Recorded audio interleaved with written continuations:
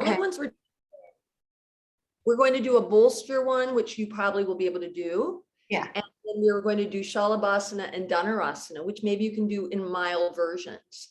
Right. Yeah. Thank you. Hi. Hello there. I have a stretched hamstring on my right leg, so I may not do forward bends that deep. Who is speaking? I'm kind of going.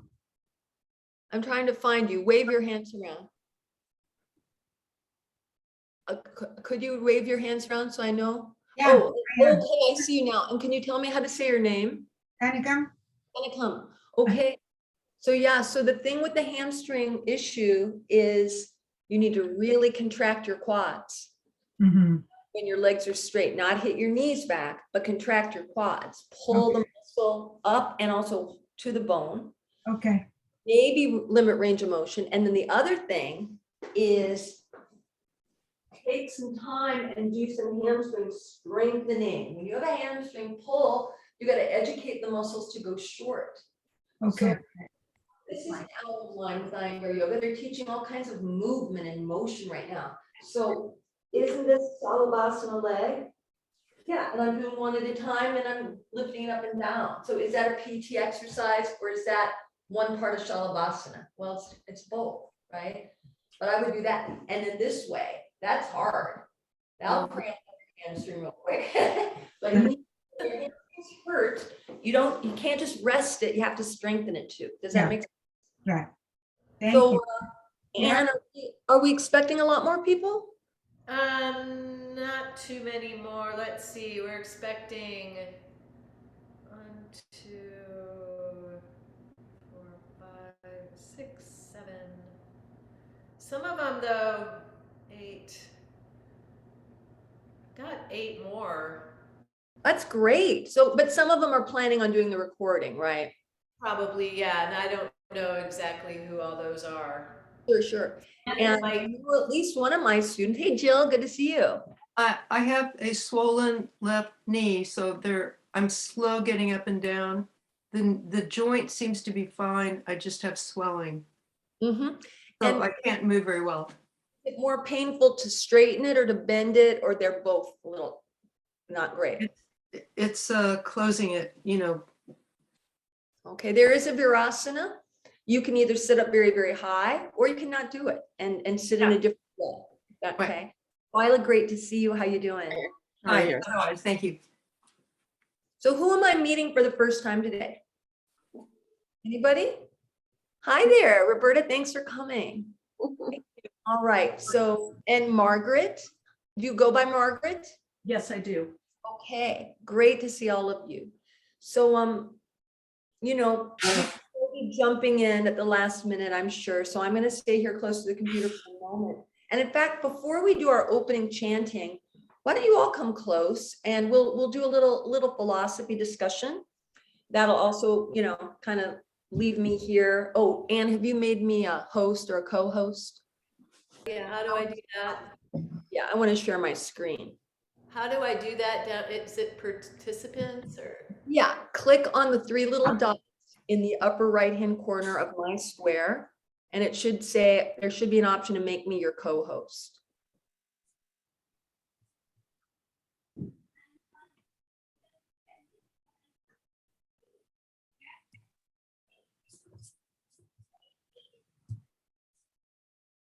Make host. Or make host, sure, that's fine too. Okay, done. Good. All right, so come where you can see your screen, everybody. And I'm just putting up this sutra that we're working with today. That probably, I hope, maybe you're familiar with, maybe you're not, I don't know. But I just wanted you to get to see the words a little bit, because when we actually chant it, I'm going to take that away so that you can go more by the sound. So this is oh, and by the way, thank you, Anne, so much. And I'm so sorry you had to arrange all this while you were sick. And thanks everybody for being here. I'm so grateful and looking forward to sharing some ideas with you about the beautiful Hasta Mudra arm work. Anyway, this is a favorite sutra of mind because I kind of like the sutras that are comprehensible. Some of them are very esoteric and hard to understand. So this is it's interesting that this sutra is about practice, but it's in the chapter on contemplation. So he's laying out at the very beginning, okay, your mind is fluctuating. There's actually a way to have your mind be peaceful. Here's some of the obstacles you're going to come up against. But if you want those fluctuations of mind to stop, to cease, you will have to practice and you will have to be detached. The two wings of the bird. Then he goes on and gives a little more information on practice and a little more information on detachment. So this is the one that says, here's the way you're going to have to practice if you want the fluctuations to be restrained, or more literally from the sutra, if you want the practice to be firmly established, if you want it to be successful. So the first one is this term, dirga kala. So I think actually everybody mute yourself, okay? Could you do that? Because otherwise it'll be weird when we try to pronounce these words. So I'll say it and then you can say it back. We'll do that a few times. Dirga kala. Dirgha Kala. So somebody's not muted, so mute yourself, everybody, okay? Dirgha kala. Dirgha kala. So that means for a long time, prolonged, meaning your whole life, meaning many lifetimes. All right, dirgha kala. The next term here, nairantariya. Nairantariya.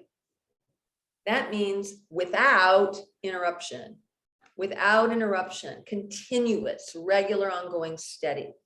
So that means we don't practice for a while, give it up for a while, we're zealous for a while, we're kind of lackadaisical for a while. We really strive to have that continuous, regular practice. The next term, satkara. Try that. Satkara. That's a beautiful one. That means devoted. So it doesn't necessarily mean you're even devoted to B.K. Iyengar or you're devoted to Indian, Eastern mystical traditional philosophy. You're devoted to the search. You're devoted to these practices that illuminate our inner being, who we are, the true nature of reality. Now, for some people, being dedicated to B.K. Iyengar or to Eastern wisdom tradition is part of that devotion, but it doesn't have to be. You can be devoted to your own faith tradition. No conflict is there. But the quality of sincerity, earnestness, that I'm a seeker, I'm aspiring to something here, something profound, that is critical, because without that, it will be intellectual, it will be dry, and eventually you'll quit practicing. All right, that's the juice. Devotion is the juice, okay? And then the fourth term, asevita. Asevita. Asevita. And that is a quality which is alert, intelligent, attentive. Wouldn't you say in Iyengar yoga, that's really brought out, right? We are asked to be alert from the beginning. Hey, make your feet straight, tailbone in, lift your chest, whatever it might be. We are asked to be alert, intelligent, attentive. But that's also got to be balanced with a quality of devotion so it doesn't get too rigid, that we don't become dogmatic. That isn't going to help us on our path. All right, so I want to kind of show you how it goes when you put it together, because as you might know, with Sanskrit, the priority is flow.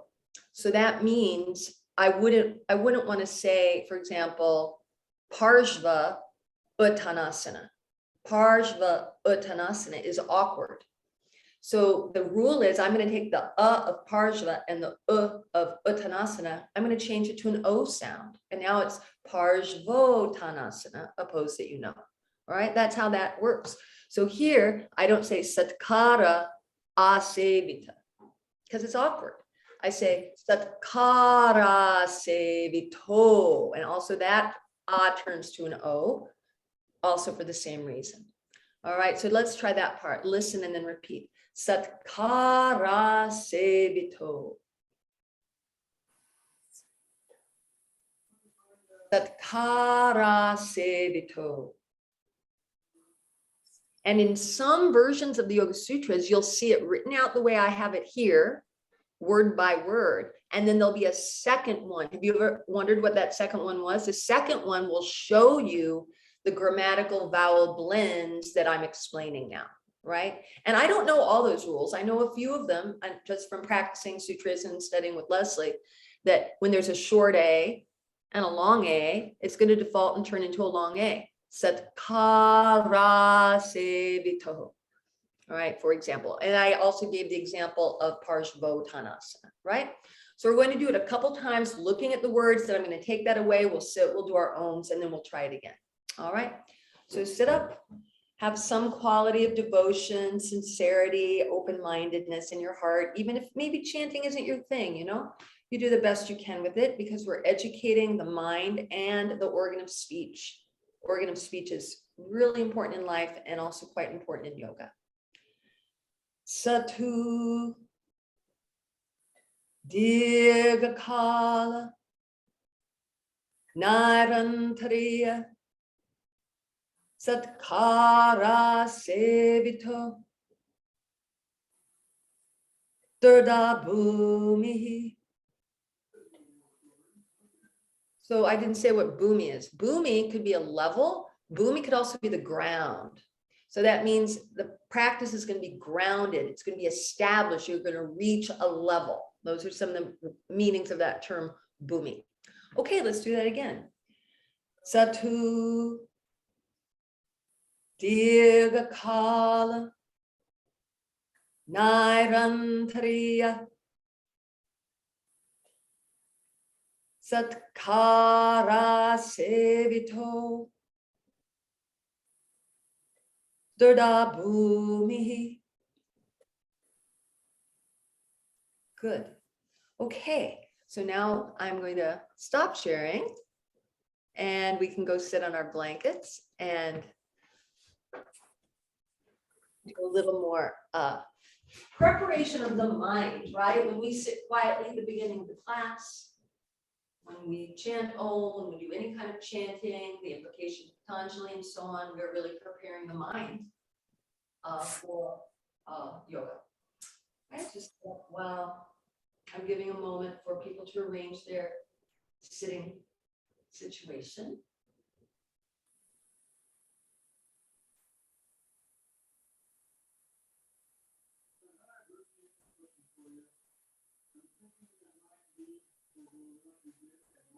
All right, roll your shoulders back, raise up the sides of your chest, and fold your palms.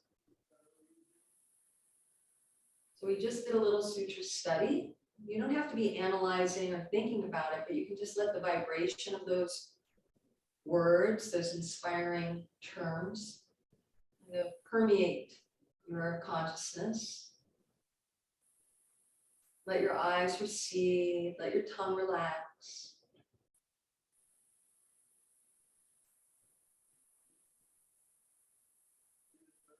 So I think most of you do know the invocation of Patanjali. If you do not, what we're saying is that we honor and remember the sage Patanjali for his work in grammar for the purity of speech, his work in Ayurvedic medicine for the health of the body, and his work in yoga for the serenity of the mind. So if it's not familiar, you can kind of hold those ideas in mind, hum along, and those who know it will do it in unison. So take a full inhalation.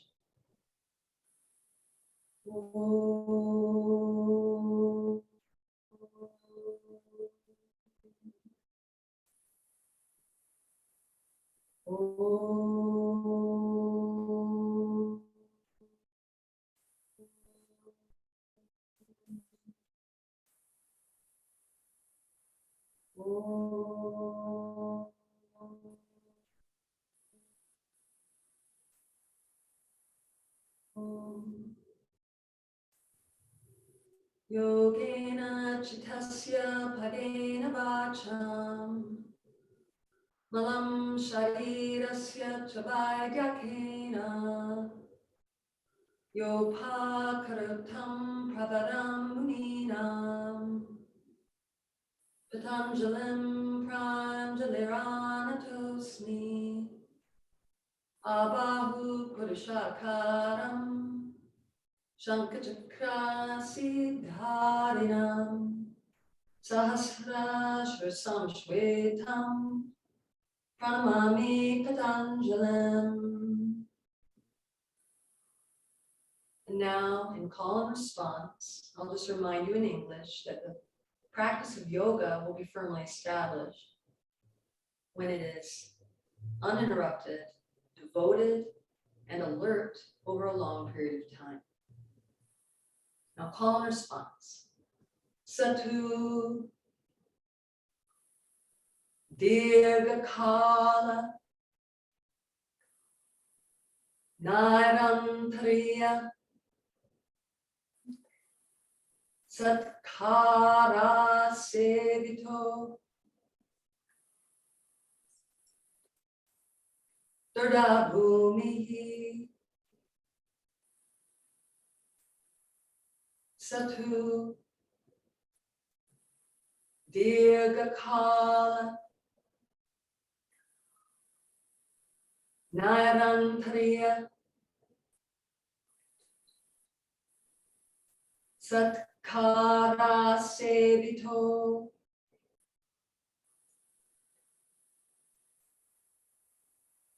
Dardabhumihi.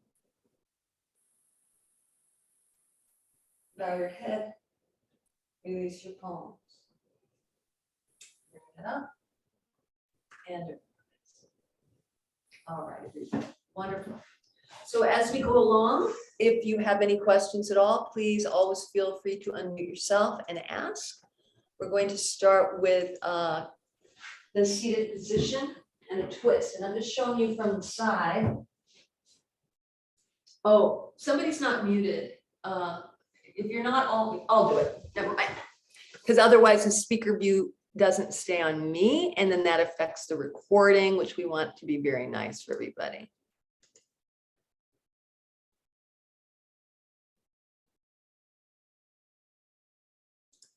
Okay, so look how I'm sitting. I'm not having you turn the blankets. I just turned mine so you can see what I'm doing. I'll reach up first and then catch the blanket edge. So don't be many times push down with this hand. Nothing wrong with that. And in fact, if your shoulder doesn't like this for whatever reason, you can certainly use your block. But I'm not putting weight in my hand. It's actually lifted and I'm pulling. It's like I'm trying to pull the blanket stack out from under myself. And it gives a beautiful broadening of this collarbone. And this shoulder blade comes very flat. All right, so let's start with that. Interlock your hands, reach up, lift the armpit chest, lift the side waist and draw the triceps in. Get tall. Now turn to the right, left hand comes here on the knee and that right hand is catching the blanket fabric. Pull straight back. Feel as if you're trying to pull that blanket stack out from under you. Inhale, raise up the sternum. Exhale, bend the elbows. Turn from the waist. Turn from the side ribs. Elbows broad and pull that blanket. See how that makes the right shoulder blade come flat. It's embedded into your back body. And release. Change the interlock. Parvatasana. Keep the abdomen back and up. Abdomen back and up. Turn to the left. The right hand is on the left knee. The left hand is holding the fabric and you pull. Pull as if you're going to pull the blanket stack from under you as you roll the left shoulder back. Make sure you're not pulling this left thigh up. Let the legs settle. Turn the waist, turn the rib cage, eyes soft, tongue soft. And release. Change the legs, change the interlock, and now go to the right again. Go to the right. I'm going to get a look at how you're doing. Just if it looks like I'm looking off into space, it's because I have a monitor here. So I have a little bigger view of you. Okay, lots of good stuff going on. Roberta, do you have any more height you could put under your buttock, Roberta? Like an extra pillow or blanket? I think that'll help your hips. Nice upright posture. Okay, so I'm seeing a gentleman, but I'm seeing the name of Sarah Goodwin. So just don't worry, but sometime, is it David? Okay, all right. Then you don't have to change the name. I'll just remember. All right, very nice posture, Louise. Good. And then unwind. Change the interlock of the fingers. Parvatasana. Elbows in, Kim. So here, this outer armpit, everybody, has to go forward. Don't let it go backward. Upper outer arm forward, outer armpit forward. And isn't that made a little difficult by the fact that your hands are like this, right? But this outer upper arm still has to go forward, not flip back. That's quite important. Okay, and turn to the left, catch your blanket edge and pull it back. Good, nice upright posture, Twyla. Smooth inhalation. And with a deep exhalation, turn the waistline. Nice, good, Kim. All right, everybody, very good. So simple things are beautiful to do, right? And build up our condition, build up our knowledge. So don't we have quite a few things in yoga where we take the arm behind us and do something, right? We do things, right? We do the bottom arm of Gomukhasana. We do Paschimma Namaskar, or we hold on to a foot, or we hold on to an arm. But that takes a little education to coax that arm to be able to go. Some people can do it quite naturally. Others, like myself, would have to really work at it. So get a belt. Make the belt into this sort of moderate loop here, and loop it on your left thigh. You can do this right with me. So it's on the left thigh, left shin. Do you notice it's not catching this right foot? Left thigh, left shin, and the free end of the belt is in front.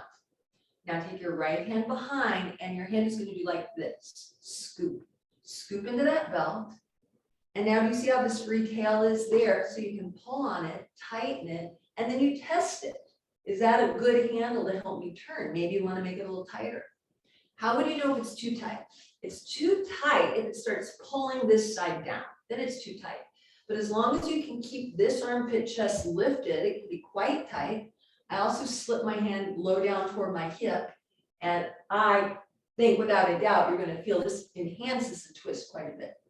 So hopefully you're with me. I'll come and check in on you in a moment. But for now, pull on the strap and roll your right shoulder. Don't overdo the elbow. The elbow will move, but don't lead with the elbow. If you lead with the elbow, sometimes the shoulder actually goes wrong. Lead with the shoulder. Pull on the strap. And then use the pressure of this left hand to bring your left waist around. Inhale, become tall. Exhale, soften your groins. Soft, wide groins, even while you're twisting like this. Observe how the right shoulder blade gets flatter, flatter in against your back. Now I'm staying for a little bit. This flatness of the shoulder blade is an essential aspect of a yoga asana practice, and particularly of all the shoulder work. It's really required. Just another breath or two. Roll the right shoulder back, make the right collarbone wide. Unwind, and now shut your eyes and observe. Observe the sensation of the right upper chest expanding like memory foam, like a little ear plug that you rolled up and now it's expanding inside your ear. Take a deep breath. Observe the effect of what you've just done. All right, change the cross of the legs, switch the belt. Now, even though the belt, maybe you find, oh, now I've got the right distance. If you keep it that small, maybe you won't be able to reach it. Maybe you will, like you can lean over and reach it, that's fine. But you might want to make it big again. Some people can just reach around. Others find it's easier to take the right hand and hand the belt into the left hand, right? It is handy to have the tail here because then you can easily tighten it and test, tighten, test, until you're satisfied you have just the right amount of tension on that belt in this very basic turning pose in the cross-legged position. So turn to your left, pull on the strap, bring your right hand around to the outer left knee. That's right, and bring your waist around. So it looks, Roberta, like you have your belt very tight, so that would make it impossible to catch it, right? You'll probably need quite a big loop.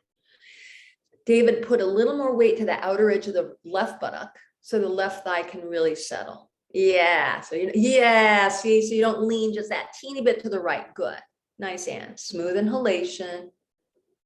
And when you exhale, turn from the waist. The neck should be more of a receiver. Turn from the waist and release. Okay, so I hope you find that handy and you could play around with that. You could apply that belt use to many things, but we're going to go on for the moment now.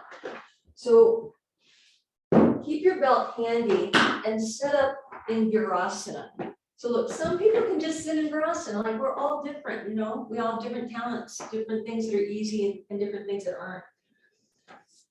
Since I don't want you to be distracted at all by any ankle or knee sensations, I would recommend even those who have an easy Virasana, like I do it relatively easily, still sit on a blanket. If it's difficult for you, you sit on numerous blankets. All right, maybe you sit on a bolster, maybe you sit on a block, but you sit on enough height that it's a doable thing. If anybody feels, you know what, Karen, this pose is so problematic to me, I'm gonna need so many props that it's just, you know, then it's okay. Then you don't have to do it. And if that's the case, you can continue cross-legged and work with the belt that I just taught you. So you've always got that option. If you just can't today, work out a Virasana. So now you can be in Virasana while I show you what we're going to do, and I'm going to need to turn sideways so you can see that. There you are, adjusting and working out your Virasana. So I take Urdhva Hasta, and then I turn. So that is actually a little harder than it looks. It really is, because we want to move this arm and it won't move. We don't want to move and crank the shoulder. It's this waist. This waist has to come around. This is the top arm of Parivrtta Trikonasana. You can imagine that. Then I reach around. See, I've turned that thumb in and I hold my heel. Now, if you're in 5 blankets, are you going to be able to reach your heel? No. If you have short arms and a long torso, you're going to be able to reach your heel? No. So you have to have a belt ready. So I've got this belt already ready under my ankle. Okay, so here it is. And I reach around. Oh, can't quite get my heel, but I hand that belt to myself. That is effective. This shoulder blade becomes very flat, very flat. And then from there, guess what? I can hold that arm. Hold that arm. Hang in there. I'm almost finished. Once you're holding that arm, then you can put your hand here on the inside. So it's like Bharadvajasana arm, but I'm giving myself not this hard task early in the class. I'm giving myself this very doable task. Okay, are we ready to go? So if you're thinking, I'm not positive I'll be able to hold my heel, the belt would go under your left ankle. Okay, so is everybody set?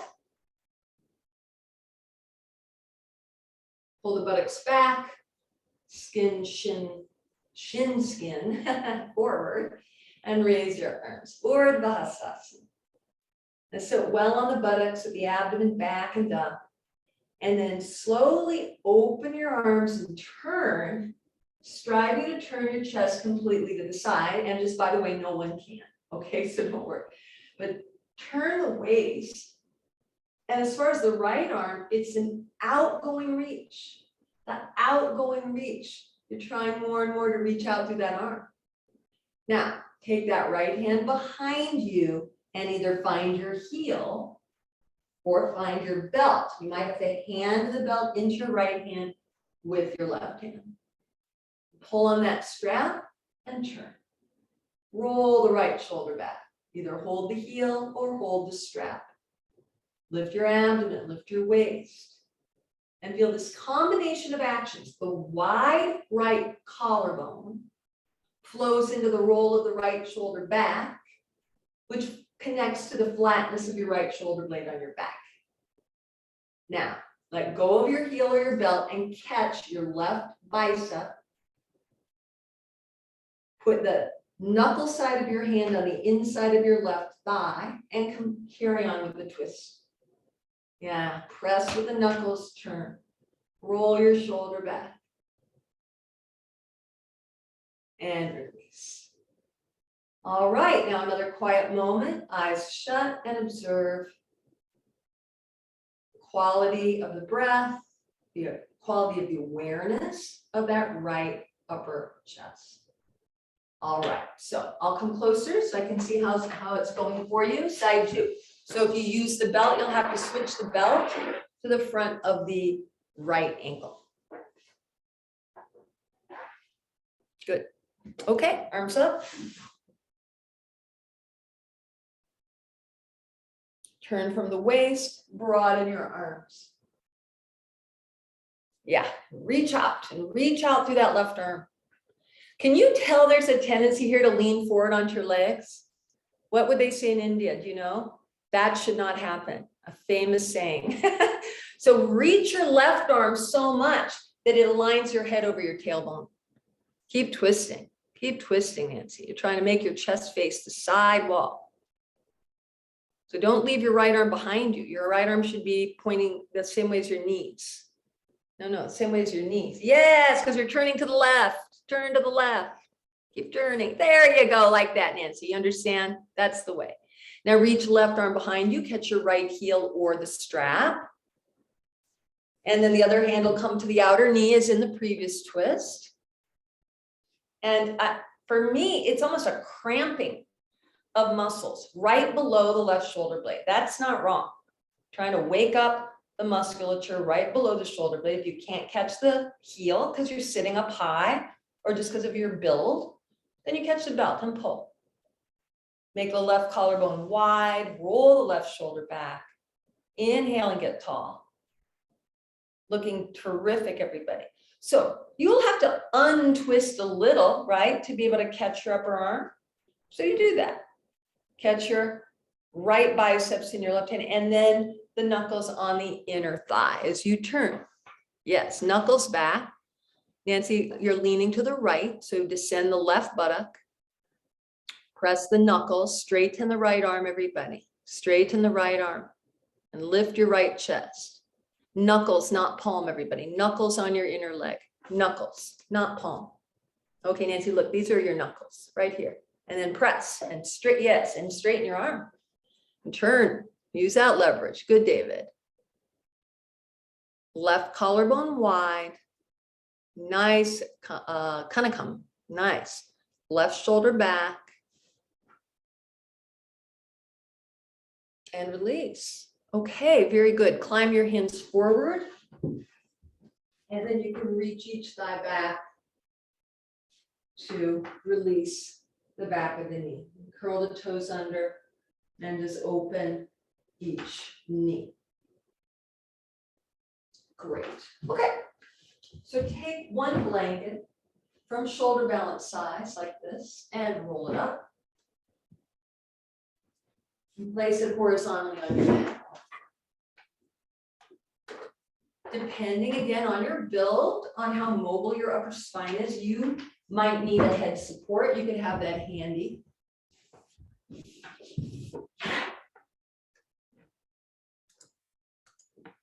All right, so what I do is I place that roll right in the armpit region. It's a back arch, so that implies that my shoulders are suspended.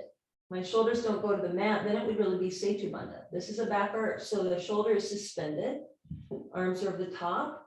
So you can see it's opening my chest, but I shouldn't just let my back just go. I still have to reach the buttock. You see, reach the buttock away. And that actually made a lot more impact on my upper back, right? If your chin is way up, yeah, some head support, a little neck roll would definitely be good. You can see don't require that. But if you're here, then it's good to bring that in, right? Urdhva Hasta, and I join the hands, interlock, but I don't turn them. I pull this way. See, the hands are joined.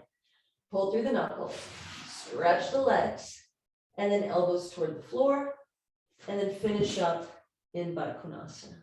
All right, everybody lie down. Put that roll high up to your armpit. The biggest mistake people make in this is they put that roll too low. Put it high. Put it up on your armpit and on your shoulder blades.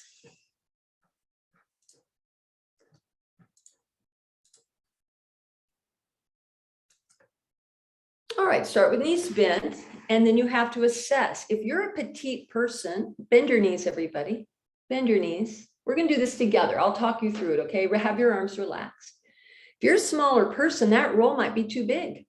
Then that's easy to fix. You just take some of the roll away, make it a smaller roll. If you're a small person and this is hurting your low back, right? Or if you actually are following what I said and your bolster really is way up by your armpit and your head is barely making it to the floor, yeah, you could add the head support, but you could also just make the roll smaller. So I'm giving you a moment to adjust these things if you need to.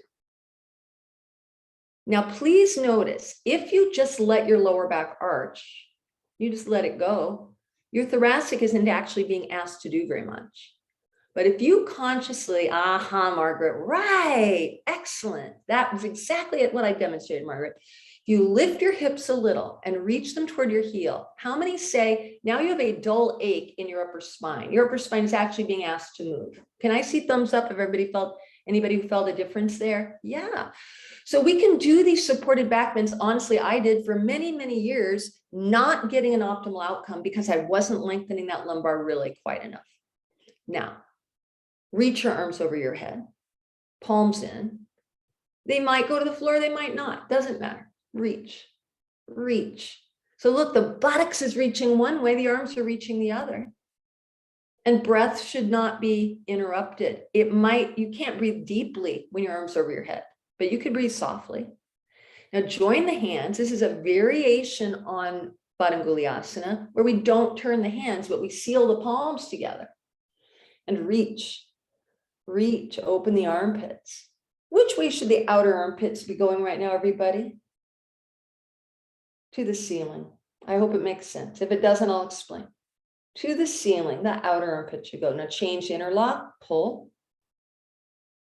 Don't be afraid to let your outer armpits move. Let them move. And now stretch one leg, stretch the other leg. Very nice. And as the heels reach one way, pull the knuckles the other. The more you keep the length of the low back, the more you keep the reach of the buttock to the heel, the more positive impact that rolled up blanket will have on your thoracic, which is, a perennially stiff area. We all need to work on mobilizing that area. This is fantastic, everybody. Well done. Now hold one elbow in each hand. Again, the arms might come to the floor. They might not. Doesn't matter. But hold the actual elbow bone unless it gives pain. If it gives pain, loosen the grip and hold the forearm instead. Turn the frontal thighs in. Turn the frontal thighs in. Smooth inhalation, smooth exhalation. Change the interlock of the arms. This is a great thing to do in the morning. You could do this before pranayama. You could do this in between sitting and standing poses as I'm doing today. It's fantastic. You could go do this for 5 minutes before it's time to cook dinner. You need a little yoga refreshment, a little yoga break. All right, now let your arms rest passively and bring your legs to Baddha Konasana. So soles of the feet together. When I say the arms rest passively, though, it's still on the head side of the bolster, on the head side of the bolster. Yes. And, but not overhead, more to the side. Yeah. Or I'll call it a passive draped position. Actually, it's beautiful. And so now probably the buttock needs another little adjustment, or that reaching action. And then at that point, there's very little work you need to do. You get to relax here. You get to relax here. And the only little engine that's running is your tailbone to your pubis. It's like an electric vehicle. It's very quiet, but the engine is running. We're just staying here half a minute. Keep the abdomen quiet. So inhalation should inflate your chest, not your abdomen. Inhalation should inflate your chest, and exhalation can help the abdomen feel hollow, abdomen receding, deflating. Couple more rounds. Inhalation inflates the chest, and exhalation deflates the abdominal region. So actually everything we've just done is excellent morning practice. All of it could be before pranayama, just to get yourself going in the morning. Maybe you don't have time for full practice. You're going to do that later in the day, but you have 15, 20 minutes before breakfast time, then you could do these things. All right, bring your knees together, slowly roll to your side. That can be surprisingly intense, so take your time. And then let's come to Adho Mukha Virasana.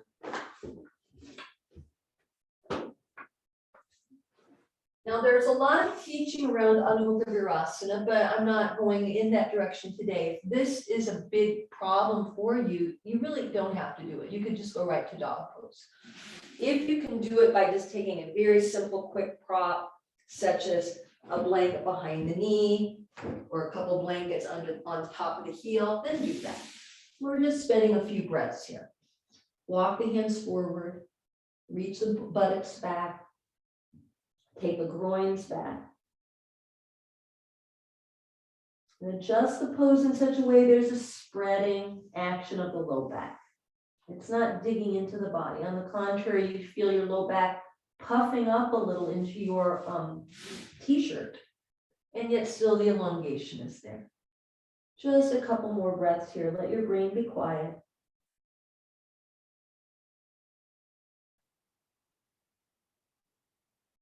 And then curl your toes and come right up to Adho Mukha Svanasana. Downward facing dog. Adho Mukha Svanasana. Press your palms flat. Draw your legs up and pull them back. If at any point you need a break, take a break and then come back. But we're going to stay a little while in this dog pose. Palms flat, knuckles flat. Now, probably you've all received the adjustment, or if you haven't, you'll be able to imagine if a friend were standing behind you with a belt on your thighs and they were pulling back, how that would help you. How that would help you get the weight off of your arms and on to your legs. Yes, Ashley, that's right. Good, Louise. Now feel as if you're pushing your hands forward, as if you're trying to make a longer mat. So you push your hands forward as you pull your legs backward, and see if that doesn't create a little more space between your armpits and your hips. Just 3 more breaths, everybody. Very nice. And use exhalations to pull the thighs back more and more. That's the first biggest thing to get in dog pose, to be on the legs, get off the arms, be on the legs. All right, walk forward, Uttanasana, feet a little bit apart. If it's difficult for you to do Uttanasana, that's not a good way to put it. Let's put it this way. If straightening your legs takes every single ounce of energy you have, then use blocks, right? You can barely straighten your legs, or if you can't straighten your legs, use blocks, because we want some awareness left over for other things, okay? If you easily touch, well, then the blocks are superfluous, and then you don't use them. All right, so from my ankle to my outer hip. Actually, these are good Zoom tights, you know, because they have this. Sometimes all black people can't see what's going on. So that I wear my Zoom tights today. So you can see that the hip is over the ankle, not behind, not in front of, okay, right over. Then the abdominal area tucks high up into the body, and you let the torso flow down. And I might have mentioned this the last time I taught you, but I really love this. When one of Abhi's Zoom classes, she said in Uttanasana, the torso should release down like a waterfall over a cliff. Like a waterfall over a cliff. So of course a cliff is made out of rock. That implies that the legs are earth element quality. Legs are firm. And the torso, like water, has weight and flow and adaptability and fluidity. For that freedom to come of the torso pouring down, flowing down, that abdominal area can't pull up so much that you are pulled off out of the pose. The abdomen is tucked into your back waist, but that whole torso can still go down. So I hope some of those ideas were helpful. Your break now is dog pose. So you take another dog pose, take a breath or 2, just have a moment to sort of take in what I've said, and then I'll take a look again at your second attempt on Uttanasana. So these should be definitely daily poses, right? Downward hero, downward dog, and Uttanasana. All right, second Uttanasana now, walk forward. If you are struggling, put your feet wider. take more support, right? There's nothing wrong with taking support, but it doesn't help us much to practice this pose with bent legs, right? So take support and pull your thigh muscles up, pull your knees up, and let the torso flow down like a waterfall. From the inner knee to the inner groin, everybody like a zipper, draw straight up. Kind of come, one thing I think might help you is that your inner knee should be going forward, not backward. Everybody, your inner knee should not go backward. Then the knee joint is not healthy. The inner knee should go in the direction of your big toe, inner knee forward, and then suction up your kneecap and quadriceps. You see, so the shin doesn't excessively go back. The shin should be upright, not angled back. The shin should be like El Capitan. If you don't know what that is, you can look it up. It's a sheer cliff in Yosemite that the climbers takes them 2 days to climb that. So they have to stay overnight halfway up in a little net. Like, okay, whatever you like to do for fun. That's crazy. But that, you understand what I'm saying on the shin? So weight on the heels is not really so helpful in Uttanasana. You got to get your weight more to the big toe, more to the big toe.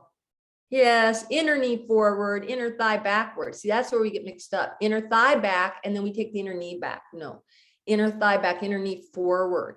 So the shin doesn't have this bowed backward shape. So that could take some study. So I hope you'll consider that. Hands on the waist, look forward, and come all the way up. All right. So if you now need to rearrange your camera or your mat placement, I'm doing that so that ideally I would be able to see you just like you can see me here from your head to your feet. And I know we have different spaces. If maybe I'm not going to be able to see your arms, but please do try to arrange it. At least I can see you from your head to your feet. All right. And then you can come and stand in Tadasana. So we've taken some time close to Mother Earth. Now we're back up on our legs. So with Tadasana, most usually, certainly we can do our Hasta Mudra, our arm work, sitting down, lying down, as we've already shown. But a lot of times we do it standing. All right, so arms up. So that's a very standard Urdhva Hastasana, palms in. Palms in has certain effects. Palms in helps you turn your arm. So here's the upper outer arm. It goes forward, should not go backward. Outer armpit, forward, should not go backward. Reach up. But what if we're asked to do Urdhva Hastasana, palms forward, which we are, we're asked to do it all the time, we do both. It's a very different situation. It's harder to get that outer arm to go forward, but it's easier to open your ribs. Reach up. Good, now slowly lower the arms and press back. Now you're in a different situation. Shoulder extension is actually when your arms are behind you, using anatomical terminology. So if I press my hands back, I gotta watch I don't drop my sternum, because then you see how the shoulder went so much forward. So roll the shoulders, lift the collarbones, and press back in that context. That will get you ready for bow pose, right? That would get you ready for upward dog, even for your shoulder balance, right? So we don't have to be exactly together, but more or less on this rhythm. You'll use a deeper than usual inhalation for the Urdhva Hastasana and a deeper than usual exhalation for the actually, this is Viparita Hastasana. I found a name for this action. So what's Viparita? Reversed Hastasana, arms. So Urdhva Hastasana, upward arms. Viparita Hastasana, backward arms, reversed arms. A few more times. Isn't this the first movement of a sun salute, right? So this conscious motion is being taught a lot right now in our method. One more time.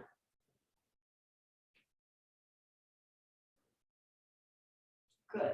And then come back to your neutral arm, not too much back, not too passive, right next to the body. And see if you have a kind of enhanced expansiveness of the chest, width of the chest, height of the chest. Okay, so a couple of you I'm meeting for the first time, others I've worked with now for quite a few years, and so nice to see each of you. If this has been explained, well, you know, repeating is really, really good. So here, take one arm up. Now here's what I want you to think of. If you were in your kitchen and you wanted to reach a bowl and you couldn't quite reach it, you wouldn't say to yourself, oh, I shouldn't do this, so I'll go get a stool, right? You would go like that. Everybody do that. There's nothing wrong with that movement. You would do that. And you absolutely wouldn't do that because you'd make yourself shorter. So then why, when we do yoga, do we think we have to pull our shoulder down like this? This you will never see in Light Yoga. You never will see. He lets the outer armpit move. So take this just right arm, reach for your bowl, and then relax a little. Reach for your bowl and relax a little. Okay, so that is called the scapulohumeral rhythm. You can look that up. Basically, what it means is your shoulder blades aren't just doing this, they're actually doing this. They're rotating on a central point so the outer edge of your shoulder blade can go up and your side body can open. And that is actually what allows you to be secure in headstand, handstand, and a lot of things. All right, left arm. So I hope my little example makes sense. That it's a practical human movement to lean over a little and let the shoulder blades slip up and get your bowl. So in the same way, that's Urdhva Hastasana. This is not Urdhva Hastasana, like this. Okay, now do them both at once, granted, a little tougher. Reach up, reach up, reach up, and come down. Okay, and those of you who are coming tomorrow, we're going to really study that quite a bit more, but I hope that made sense. Okay, so I'm just checking my little plan here to see what's next, and that's what I thought. Okay, so now let's do Gomukhasana. So when you take Gomukhasana, arm behind, you probably learned this pretty early on. You can swing like this while I'm talking in your yoga experience. That's not the easiest for a lot of people, right? And so the body strategizes and it's like, oh, it's stiff, and we go like this. And then by the time we're done, this side is way pulled down. So how can we avoid that? Here's how. Take this arm up, thumb down, lean the other way. So in other words, I've purposely made this side longer. Let this arm kind of dangle. Just do this with me. Tuck it in, and then you kind of can rub it, wiggle it, walk it. You keep going. I'll switch so you can see. Gita called this serpentine action. Serpentine, like a snake. So that by the time you stand back up, not only are you now level, you don't have this dropped, pulled down heavy side. Your hand's higher than it usually goes. Right now, I'm not concerned today whether your hands catch or not. Just do what you can with the top arm, Gomukhasana. So that doesn't look like this. This is lifted. This arm looks like Tadasana. If my picture only went to here, you would think this is in Tadasana. So not really this. Strive for that Tadasana. All right, release. So let me see how you're doing with that. Take the left arm out, thumb down, right hand on the waist, and then you bend way over to the right and let this arm kind of dangle like this, right? And it's almost like you're slipping it into a pocket, right? And then you can rub it, wiggle it. You could even take the other hand and help it along. All that's fair, all that's useful. But do you see now when you come back up that your chest is in Tadasana instead of like this? Also, many of you, how many say that's less shoulder pain? So that's enough people that's really worthwhile to know about, right? And teachers, that's really worthwhile to know about. And that I've learned from one person, the very precious, very unforgettable Mary Dunn, right? All right, so then here, take the right arm up. Now that right arm is another example where the outer armpit might want to flip back, but it shouldn't. Outer upper arm forward, outer armpit forward. That's headstand. That's Dvipada Viparita Dandasana. And release. Are we good? I'm thinking of not repeating that unless anybody has questions. Everybody clear? Was it helpful? Yes? Okay, so now we're going to apply that to standing poses. And this is fun. You know, don't you notice, everybody, in your Iyengar Yoga studies that there could be something and so-and-so taught it, and so-and-so taught it, and so-and-so taught it, and it's a thing, and it's just standard, and oh yeah, that's something we do. And then there are these other things. I only ever learned that one class from one person, but somehow it stuck with me because it worked for me. And the next thing I'm going to teach you, I learned one time from one person, but it stuck with me. And so that's how these things are. So watch me first. I'm taking one arm in that Gomukhasana, and I'm going to take advantage of what I just taught you and bend over and get it up there a little bit better. And then I'm doing triangle with that arm there, and I roll the shoulder. I roll the shoulder. So this is a Hasta Mudra class, right? So I said I would apply arm action to different things. So here we are using an arm action in Trikonasana. Then this is kind of fun. Samasthiti arm, Parshva Konasana arm. Believe me, your legs will work. Beautiful opening of the side body. And only then do I come to my classic Trikonasana arm feeling very good. I'll leave it up to you. If you like to hold your ankle, hold your ankle. If you like to use your block at any height, good. And if you're newer and your hamstrings are still learning how to stretch out, don't forget about the wonderful T-shape. T-shaped block can be really better than struggling to straighten your leg and being forward like this. That T-shaped block could be perfect for a couple of you. All right, so be in Tadasana. And you kind of plan ahead what you think we're going to do as far as a prop or deciding not to have one. And then you can jump or walk. Turn your left foot in, right leg completely out. Right hand on the waist. Left hand, Gomukhasana. And I feel, oh gosh, it doesn't go up so easily. So I bend over a little and I move it. And then come back upright. Roll the left shoulder. Reach out the right arm and Trikonasana. Again, you can choose hand on the shin, hand on the ankle, tall block. You do what makes sense for your body. But doesn't this show you how much more you could be turning your chest from right to left? Don't crank the elbow. The elbow's a receiver.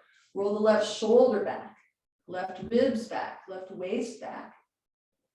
Now the next arm action is going to take a little more energy, so tighten up your legs. Release the arms, Samasthiti arm. Samasthiti is another word for Tadasana. And then reach that arm over. Stamp down the left heel. Reach the torso evenly. And then shift to your classic Trikonasana and just sort of assess in what ways that might feel a little different than your usual way. Inhale, come up.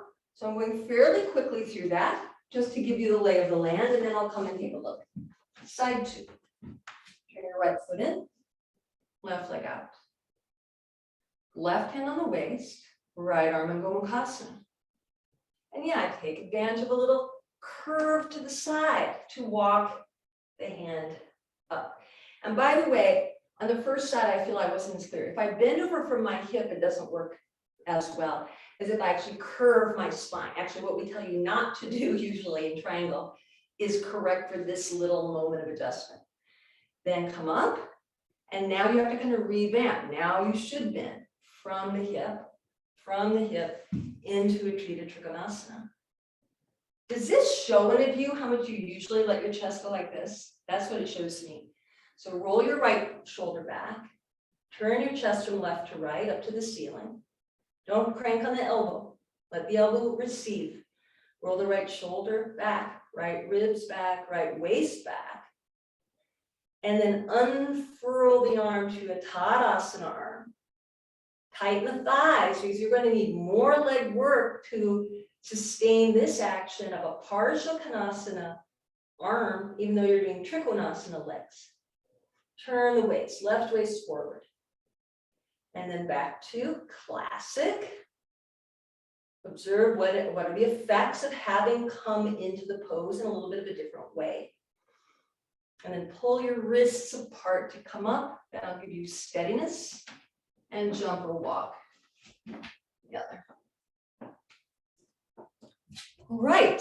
Any questions before we repeat that? If not, be ready. Tadasana. All right, jump or walk, wide step.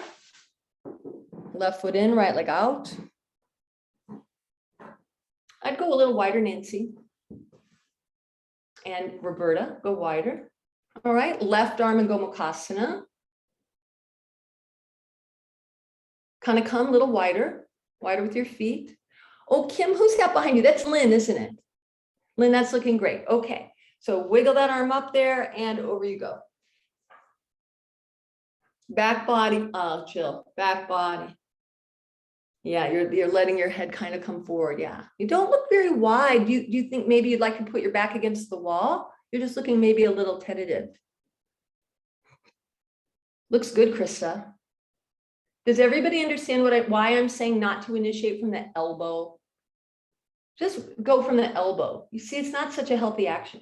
Roll the shoulder, roll the shoulder. Nice, good. David, don't let the head hang. Lengthen the right side of your neck. Thank you. Now arm at your side.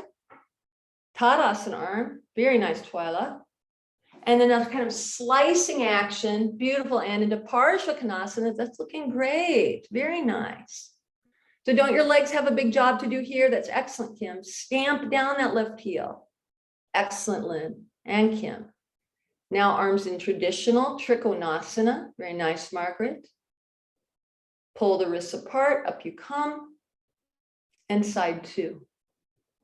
Good. Now, when I'm teaching on Zoom or even in the studio too, when we do the final side, I like to say less because then I can be more in observer mode. So now you've done it 3 times, right? So you don't have to wait for each instruction. You go ahead and go through it, and I can be a little more in observer mode. All right, go ahead for the last one now.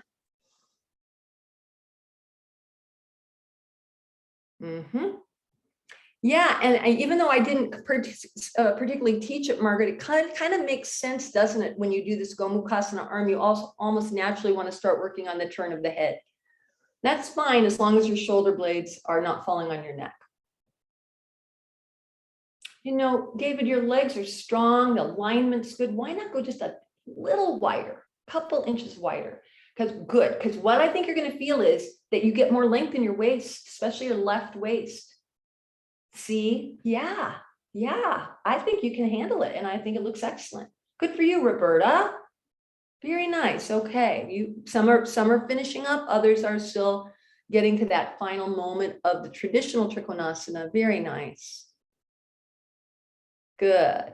All right. So does anybody want to share any kind of fresh experience they had with doing it in that way?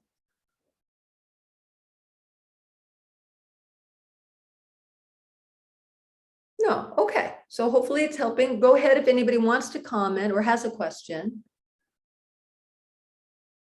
My right shoulder turns in sort of naturally. I was kind of born that way. And this way of doing the Gomukhasana really gets that shoulder in a way that never has, I felt that open as much. So that's wonderful. Oh, good. Because you know, it's confusing because don't I rotate in to get started on Gomukhasana? But once I'm there, I don't just stay like that. Then I have to roll back again. So yeah, to me, it's a great way. And then Margaret, did you have a comment? Yes, I wanted to again explore what you said about sort of the feeling the contraction or the compression under the shoulder blade. Well, I wouldn't use the word compression. I would use the word contraction or engagement of muscles. Contraction. Again, when I talk about anatomy, I'm talking in big terms of the major muscles. They're always more minor and detailed to learn, but your upper trapezius muscles cannot take your shoulder blades down. Muscles can't push and pull. They can get shorter to move a bone. So your upper trapezius can get shorter to make your shoulder blades go up. But to make your shoulder blades go down, your upper trapezius can let go, but it can't pull them down. Your lower trapezius muscles pull your shoulder blades down. So I'm really completely off the idea of telling people to pull or even take their shoulder blades down. I say release, surrender, because as long as this is hard, this isn't going to engage. Here's the trick. Everybody put your fingers right here on your collarbone. It's not a trick, but it's people, we forget about it. If you lift your collarbones enough, your shoulder blades go down by themselves. You don't have to do a thing. And then feel that your bottom tips of your shoulder blades, Margaret, kind of cinch together. And then that's called stability. But you can pull and pull and pull. If the collarbones aren't lifted, they ain't gonna go, right? Everybody Catch this, collarbones up, upper trapezius soft and descending. Those are Gietinger's words, upper trapezius soft and descending. And then you cinch. And how do you learn the cinching? Extension. Pushing behind you gives you the cinching. And that's why Dhanurasana and Shalabhasana are actually so important to everyday posture. Okay, thank you so much for the good question. So here's what I think we should do. Let's apply, now you know about that technique. We won't repeat this one, but let's apply exactly the same sequencing to Parsvakonasana, right? So it'd be here, here. This is really going to show you how much we usually do this. This has to stay frontal, right? And then now it's Parsvakonasana arm, Parsvakonasana legs, and then look, triangle arm, Parsvakonasana legs. Okay, but the same arm sequence. Okay, let's go to the right. I don't think I need to do it with you because we just did it in triangle. Okay, so jump or walk the feet, left foot in, right leg out, left arm in Gomukhasana. Use a little curve to the right to get that left hand up higher, and then come back upright. Come back upright. That's crucial. You'll definitely need to be wider Louise for Parsvakonasana. Now bend the right leg into a square. Very nice, Ashley, and hand onto the brick. Wider Roberta. You have long legs, Roberta. You got to go a lot wider. It actually will feel better. Yeah. All right. Nice. There's that head, David, again. Yeah. So think of your head as one last vertebrae of your spine. Now it's so easy to get overzealous at the elbow. No, the shoulder, the collarbone. Good. Now kind of unfurl the arm, one moment of samastiti, and then it slices over. Nice, Louise. Excellent. Smooth, steady, soft breath. Now shift the arm to Trikonasana. Trikonasana arm, Parsvakonasana legs. So these things can be arranged and rearranged in many ways. Inhale, come up. Second side.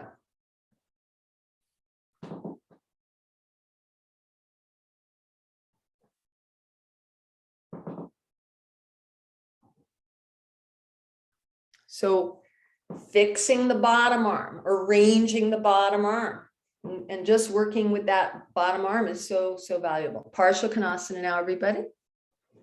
Oh, Parsvakonasana, Margaret, is with the left leg bent into a square. Yeah, there you go. Good.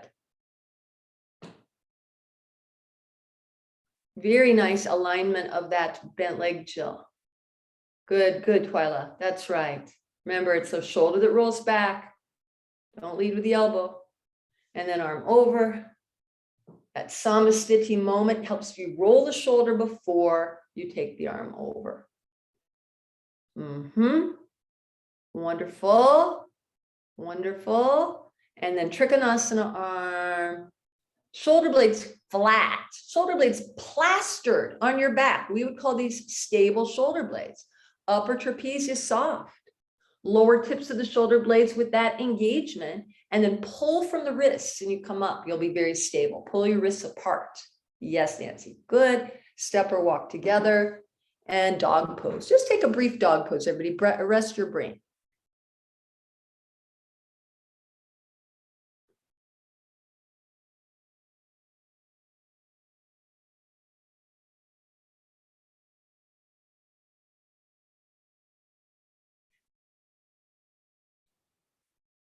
Compare this to the previous dog pose, not just the physicality, but also the mental state, the state of the breath.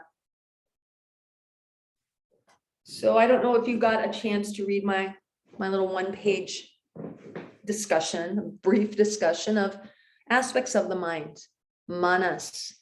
Manas is the part of the mind that interacts with your senses and your organs of action, with your limbs, with your interaction with the world.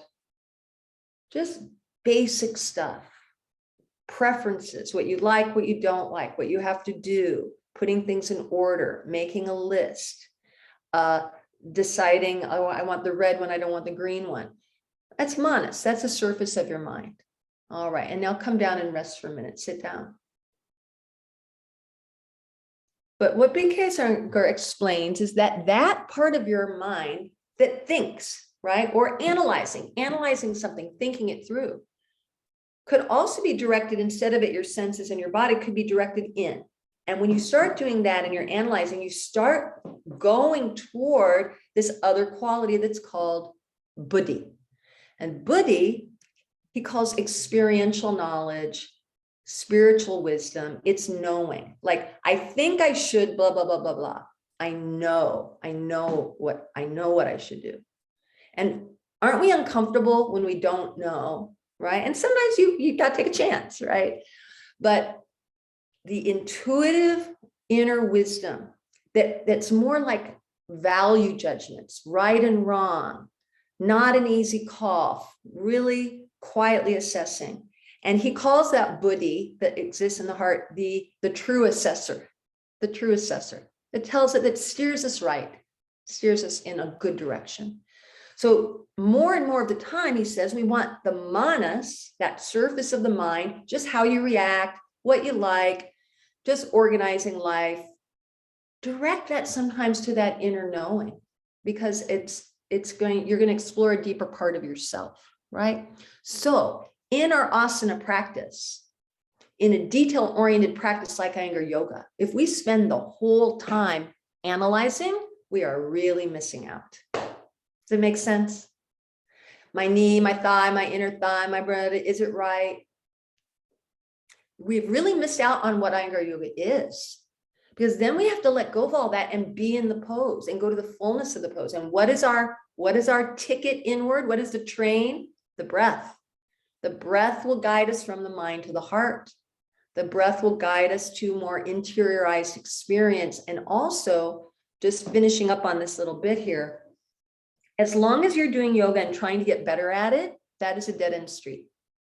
As long as you're trying to be good at yoga, that is a dead end street. Do you understand? Hi, Alice. Alice, I'm so happy you could join us. I was wondering where you were. Are you there, Alice? I'm sorry, Alice, about this. You know, you'll be able to see the recording, but did you remember we talked about the class started at 11?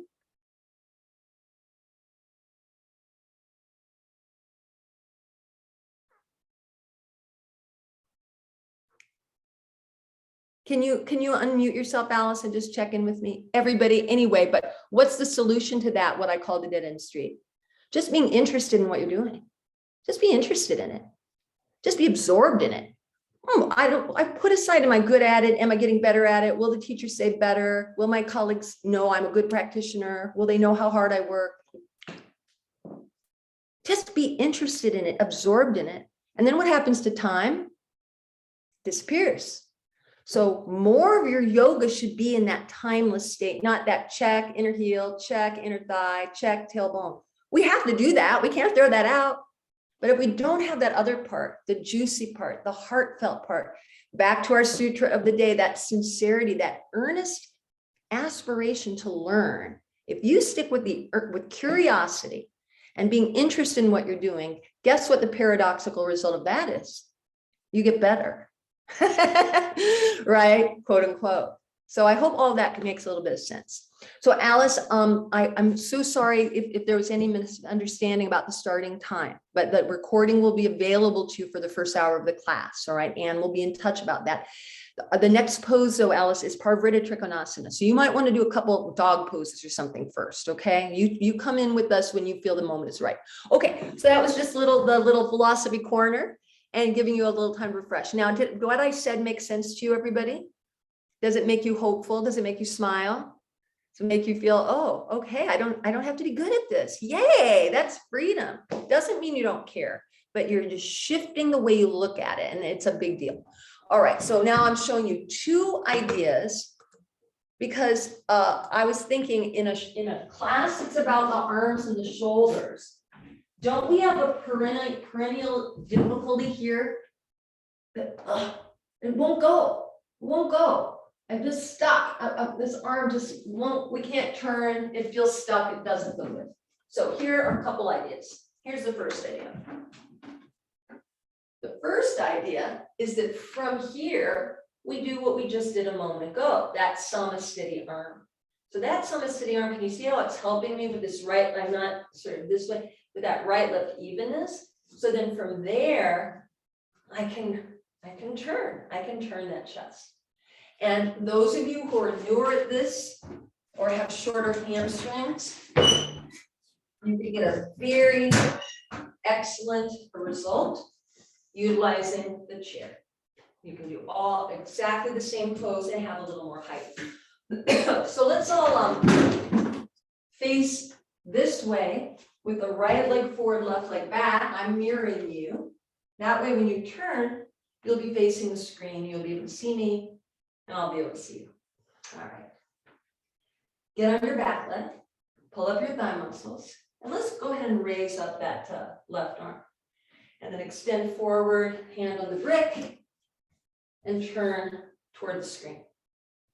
Now, should you clean up some of the fundamentals? Sure. You take this right hip back, stand on your left leg, elongate your trunk. But then take this left arm at your side and see how close can you make your chest, shoulder blades, armpits, waist to being Tadasana. That if you only had a picture of my torso, you might even think I was standing up in Tadasana. Right? Then take the arm up and see if you get a slightly better outcome than your usual.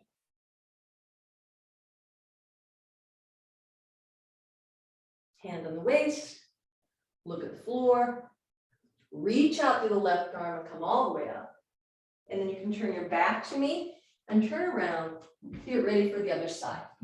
And yes, you'll have to shift your chair if you're using a chair, or shift your brick if you're using a brick. Have your weight on the back leg, raise the right arm, and come into Parvarita Trikonasana, the revolved triangle.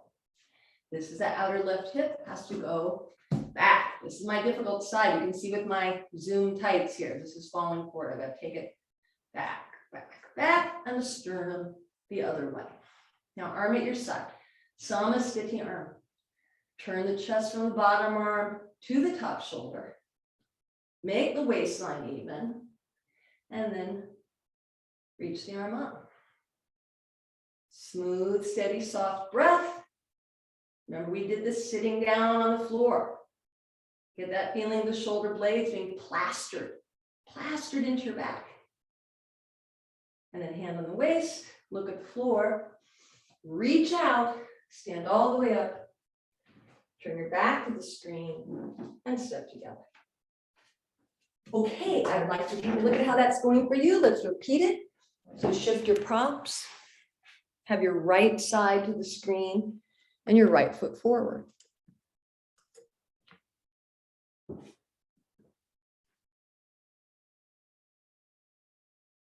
All right, raise your left arm up. And then on exhalation, place your hand on the brick, the chair, whatever you're choosing. So you're turning to the right. Margaret, rather, I feel your step's actually a little big for this one. It makes it too hard for you to get your right hip back. Just shorten your step a little, not a lot, yep. And notice you're going to be able to turn the abdomen better. Yes, I think so. Arm at your side, Samasthiti. And see how that Samasthiti arm helps with the parallel trunk. What does a parallel trunk give you?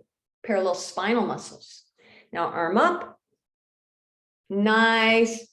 I had a dance teacher who used to say this. It's very good, Twyla. Feel like you have one arm, one long arm that goes through your heart. Nice. So is that technique decreasing shoulder discomfort, giving more openness of the chest, giving more twist? You have to assess, did it help me? How did it help me? That's the alertness, right?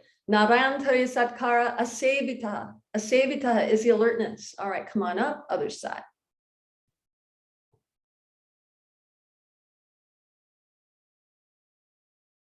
So devotion is a quality of the heart. Alertness is a quality of the mind. So I hope you can kind of see how the sutra I chose and the little article I sent you work together. All right, raise up the right arm. Stay on the right leg as you extend forward and come into Parvarita Trikonasana. Whatever leg is in front, That's the way you're turning. So if you're with the group, it's left leg in front and you turn to the left. Left hip back. Nice. Arm in samastiti. Couple breaths, roll the shoulders. So that means the collarbone goes wide and then the arm up in its traditional position. Yeah, Margaret, to me, that is working better, that distance. Very nice. Just a couple breaths. Good, Jill. Isn't it the right shoulder blade that tends to protrude? It's the right shoulder blade that has to come in and come flat on your back. All right, hand to the waist, look at the floor, reach the arm up and over. Come on out. Nicely done, everybody. Good. How many say that helped in some way? You don't have to say it helped. I mean, I'm just curious. I like to see if things are working for you.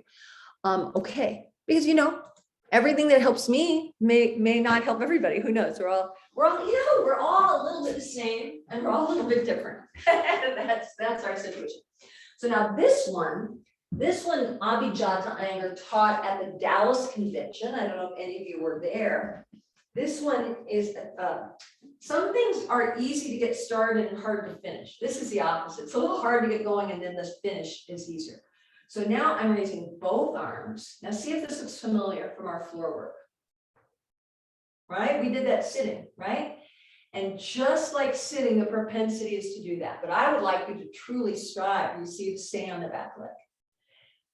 This might look easy, but it's actually pretty challenging. But turn that weight. So I'm not throwing this arm. I'm not cranking on the shoulder. I'm turning from my waist, rib, top, chest. So look, the hard part of the pose is over. I've already done the twist. I keep twisting, but now all I have to do is add the forward bend. And I feel like I end up in a very stable pose. I don't feel I'm bobbling around. I'd like you to get up the same way. So unwind it so it'll be a bit of a palindrome. Okay, let's try that together. Right leg in front. So I think it's fun and interesting and useful to not always do things the same way. Obviously, Mr. Iyengar knows that because he's given us 50 ways to do dog pose and 10 ways to, many ways to do everything. With a prop, without a prop, just the arm, just the leg, then put it back together, right? Arms up. Now for this to work, you really do have to be very grounded on the back leg. Press the outside edge of the left heel, lift the waist first, lift up and then turn. Reach out, but especially reach from the right collarbone to the right palm. Bring the left waist around. Don't be surprised if you feel you can't turn much. This takes practice. All right, now be super glued to your back leg. Keep the shoulder blades flat, flat, flat, and into the pose you come. Now press the back foot again and stand back up into that upright twist. Back up to the Urdhva Hastasana. And bring the arms down. Turn your back to me. Turn to the other side. And arms up. Urdhva Hastasana. Of course, I'll give you a moment because some of you need to shift your block or shift your chair.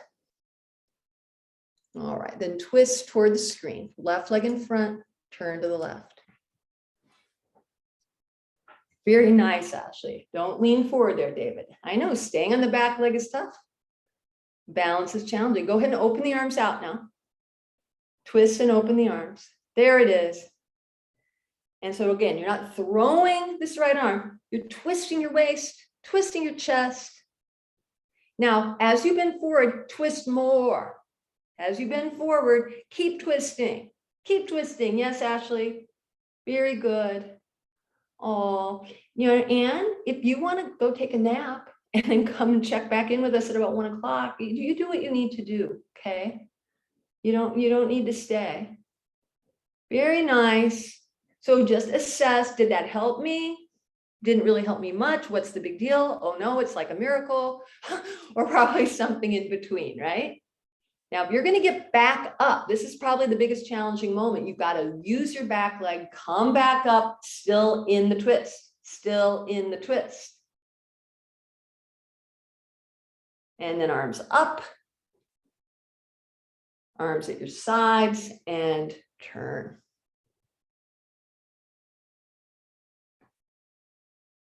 Very nice, everybody. So any comments or questions on that? Because we're going to go on. Everybody's good? Feeling okay? All right. So going back more specifically to Hasta Mudra. So Hasta could be hand or arm. What's Mudra? Mudra could be a gesture or a seal. A gesture or a seal or an action.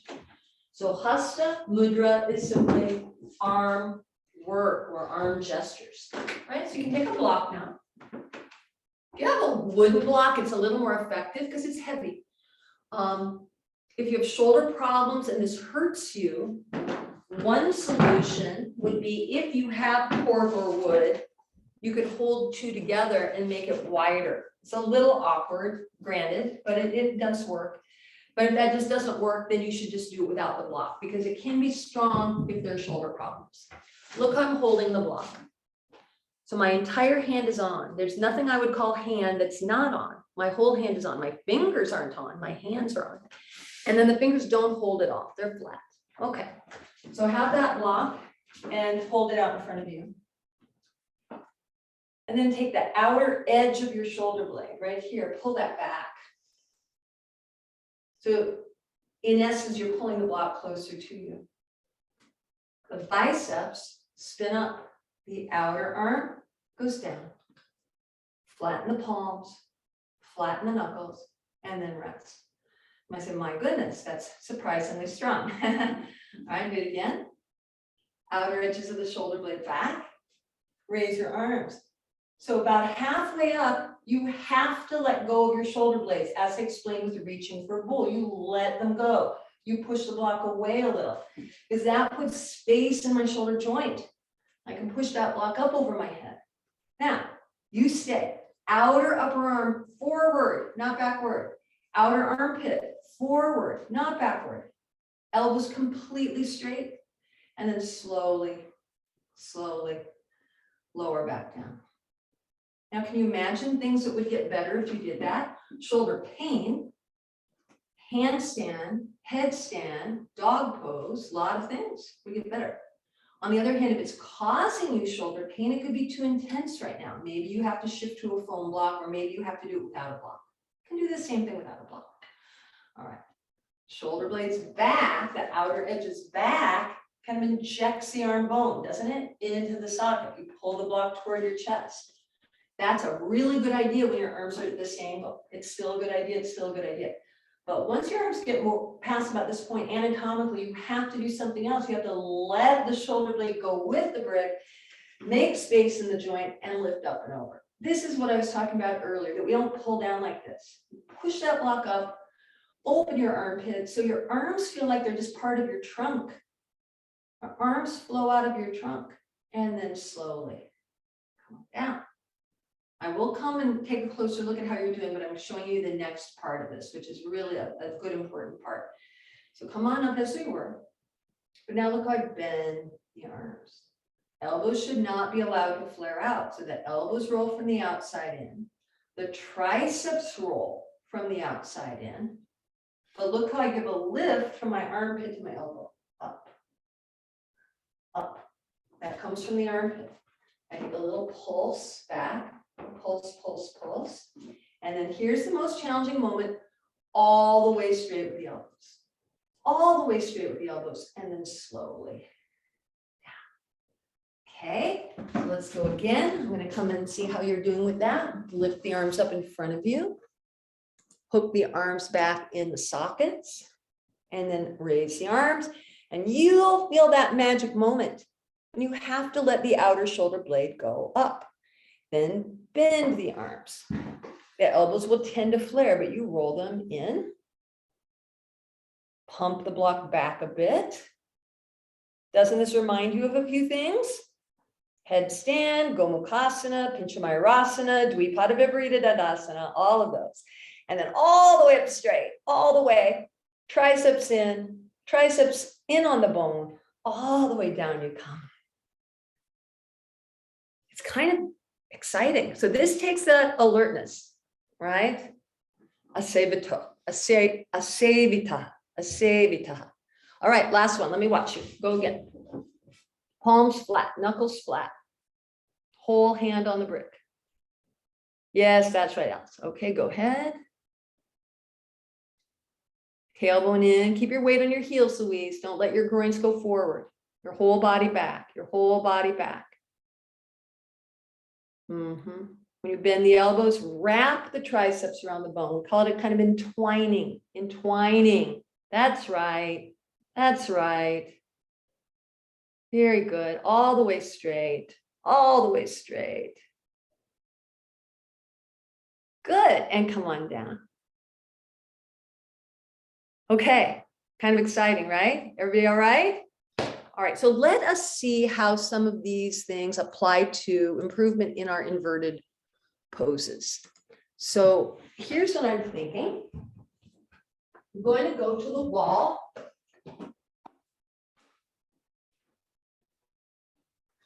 I'm just checking that there's a good view here. Yeah, that's a very good view. So my hands are going to be like this, 90 degrees out. The arms are doing that same turn you just did. The arms are doing that same turn you just did. What you might not be able to see that's important, you don't want your hands in and your elbows out. They could be the same, or the hands could be wider. That would be acceptable, but this won't help you. So either the same or a little wider with the hands. And so it's a kind of dog pose legs, dog pose torso, but you're on your forearms. Then look how I push into the wall and stretch back. I push into the wall and stretch back. And move the shoulder blades deeply into the back body. All right, let's all give that a try, everybody. Now, if anybody has a shoulder injury that would prevent you from doing that, please ask for help because I've got, something else that you could do. Palms turn out a full 90 degrees. Heel of the hand should be a little wider than the elbow.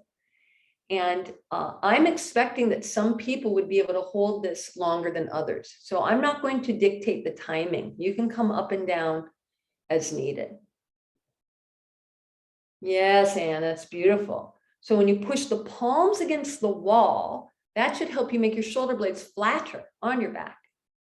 And when you push your forearms down, that helps you get more height in the armpit. So basically you press down to go up, forearms down, armpits up. And you press away, palms into the wall, to take your shoulder blades flatter on your back. Good. I'm leaving it up to you when to take your breaks. I'd like you to try 3 of these. If it's fairly easy for you, or you've done it before, or you've worked on it, if you want to try with the palms straight up, that's a little harder. You could try that one too if you wish. If you're new at it, I would keep the hands the way we're doing.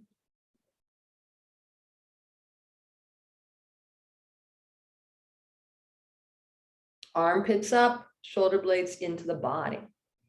Right, nice, Twyla. All right, friends, lots of good work going on. All right, so I think you've all gotten at least a couple or 2 or maybe 3 attempts. So let's go on to not a long exploration, but just a little look at Pincha Mayurasana.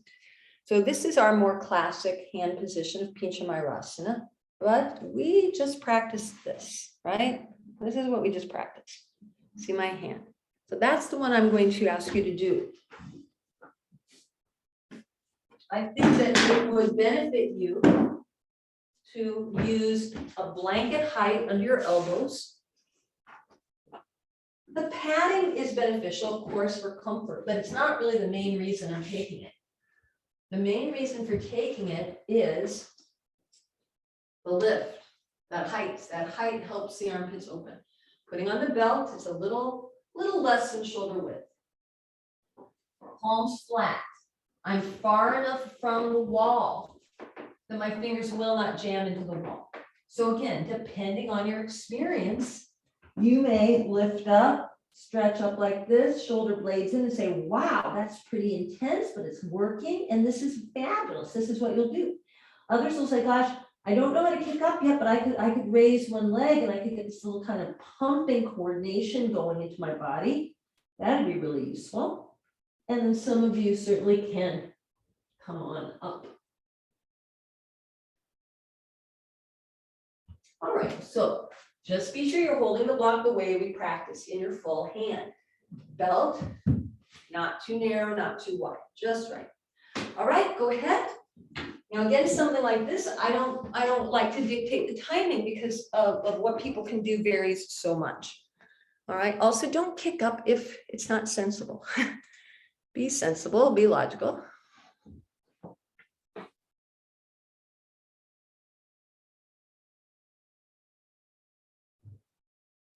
So did you notice when I raised my leg, I didn't just stick it up there, but I coordinated that with bending and straightening the bottom leg so that you got that rhythm of that kind of pumping. Palms flat. So this is actually how I learned to balance, because this shape of the palms will help the turn of the biceps. Knuckles flat, palms flat. You've got to be far enough from the wall that the fingertips don't jam into the wall. And I'm just giving you another minute or two to work on it. Remember, your head should have zero contact with the floor. If your head is touching the floor at all, you absolutely should not kick up. Look at your belt. Don't look at the block, just look at the belt. That's a good place. Or you can look at the mat right in front of your belt. That's good, Alice. Very nice. Good. Palms flat, knuckles flat. We're going to spend maybe 30 more seconds. So if you thought you might want to kick up, now would be the time to try it. Okay. And then lift up off your forearms. Forearms down, armpits up, waistline up, buttocks up, heels up. Good. All right, release. So again, not spending a long time. We could teach this pose for 45 minutes, right? But this was just a little touch and go, because I thought that would get you ready for what I think is a very nice use of the belt or the block or headstand. And just like we just did, not everybody might do headstand, but everybody could lift the hips, everybody could raise one leg. So look at how I'm using the block. Want to be sure for the recording that the speaker view is there a lot so people can see. Okay, so the heel of the hands on the block. Yeah, if you have very large hands, you know, like David, guys, you know, with bigger hands, yeah, maybe it's not going to fit perfectly, but it still works pretty well. Heel of the hand, fingers around. So why would we do this? What would be the advantage? When we do headstand mudra, headstand gesture, one little finger's on the bottom. That means this wrist is always going to be at a slight disadvantage for pressing. That's one advantage. The wrists and therefore the forearms can press evenly. But the other big advantage is that many of us get into headstand and do this. The wrist turns out. Not so often do people do the other way, but you know, we do all kinds of things. But this will indicate to me the uprightness of my wrist, right? Like a fence post. So watch how this goes. If you've never done this, even if you're very steady in headstand, I would definitely say go to the wall. If you normally take a channel under your head, a blanket, you could still do it. If you normally take a elbow, any prop you normally use, you can still use with this. I'm not going to take anything just to be quick. All right, so palms hold, wrist steady, forearms firm. And the thing you want to do here is not tip the block. You don't want to shove your head in the block and it's tilting. Block has to be upright. And then from that uprightness, boy, I really definitely feel I can press the forearms, press the wrists in that headstand. Remember, you could also be doing this, this, this. All right, so headstand, using the block.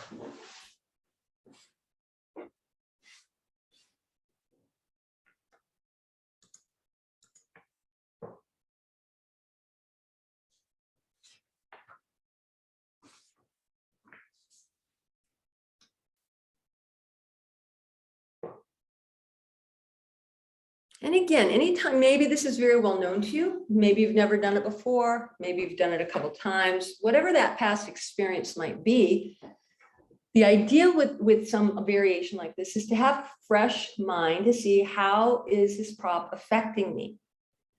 Is it making the pose harder in some way that I'm not accustomed to? Is it making it easier in some way that's feeling great? Is there some action of the pose that I can do more clearly because of this prop?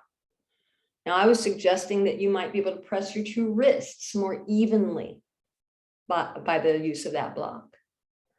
that you might have more feedback on the verticality of your wrists, right? So they're not rolling in, they're not rolling out. And then the suggestion was there to be sure you're not tilting that block. That block should remain upright.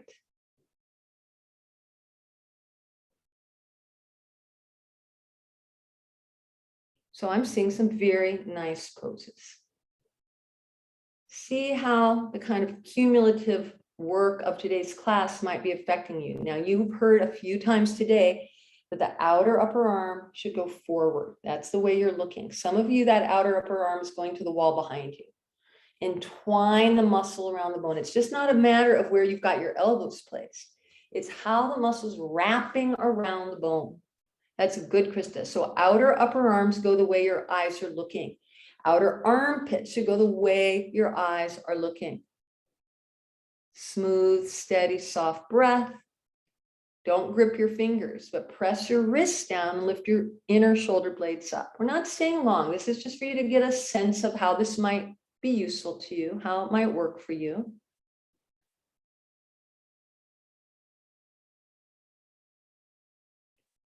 Good, come on down. Rest. Okay, so in your practice, you might do that for maybe 1 to 2 minutes and then go up in your regular headstand to just see how the influence might be helpful to you. All right, so let's just, as usual, I've overplanned, not a massive amount, but you'll see when you get the notes that there are a few things that we didn't do, but we got to most of the plan. I do want to get one back arch into our program today. And this is a back arch that I think is very, very pertinent to shoulder balance. This is Dhanurasana. And what I hope you could do today was, after all those Gomukhasanas, all those opportunities to roll the shoulders back and to cinch the bottom of the shoulder blades together, that you understood this relationship between the feet and the arms that isn't excessively lifting my chest vertically. It's spreading my chest horizontally.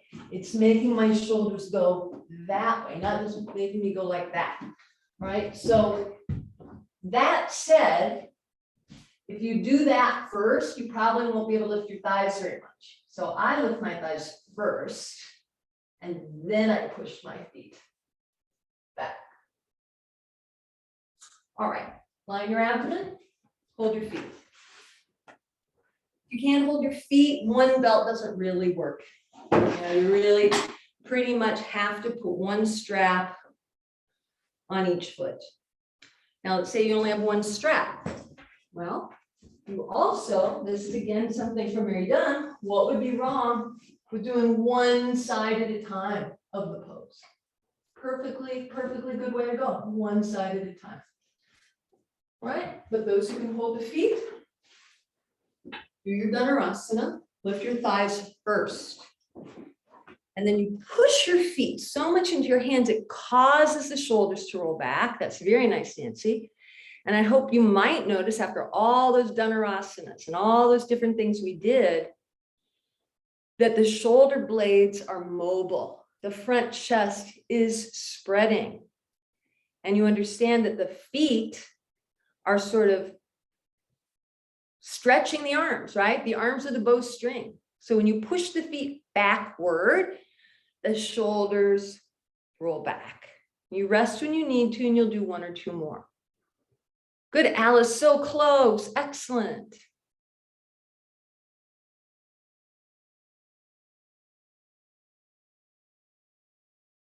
So Margaret, put your forehead on the floor. Just put it on the floor. Now lift your thighs, higher, higher. Now, when you lift your head, you're not allowed to drop your thighs. And push your feet back, but don't drop your thighs. Nope, thighs went way down. All right, so come and watch me, everybody. Come and watch me. This is one of my, I don't want to call it a pet peeve. It's like one of those things I've decided to take on, you know, and go home this afternoon and look at BK Singh or in Light on Yoga, because you will not see this this is just not the pose, you know? I can't do it like him, but at least I know that this is not the pose, right? So thighs, feet there, not that. Thighs have to lift in this pose, right? And then I push the feet and then I take the head, but I'm more here than here for sure, right? So one more time. I know the front thighs are stiff. We could do a whole workshop on the front thigh. Maybe, hopefully I can come and see you in person, you know, pretty soon, which I would really love. Anyway, one last one. See if you can make sense of what I just said.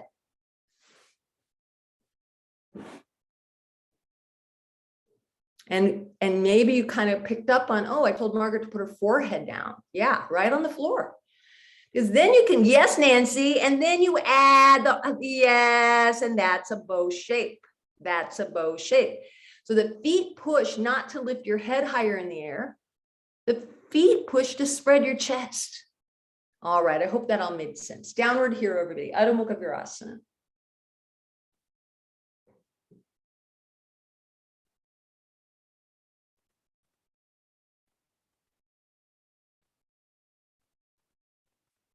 Not dog pose, downward hero, downward hero. There you go. So you sit the buttock on the heel. That's the one. Good.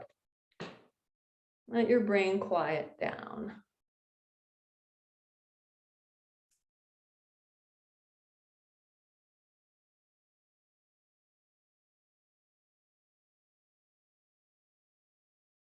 All right, I'm not going to demonstrate, but you're going to listen and you're going to do fine. Lie on your back, no blanket, just on your mat. Chatushpadasana, just an open mat. Have your knees bent and hold your mat edges in your hands. Now you might be thinking, hey, I like doing this with some blankets under my shoulders. Yeah, we all do.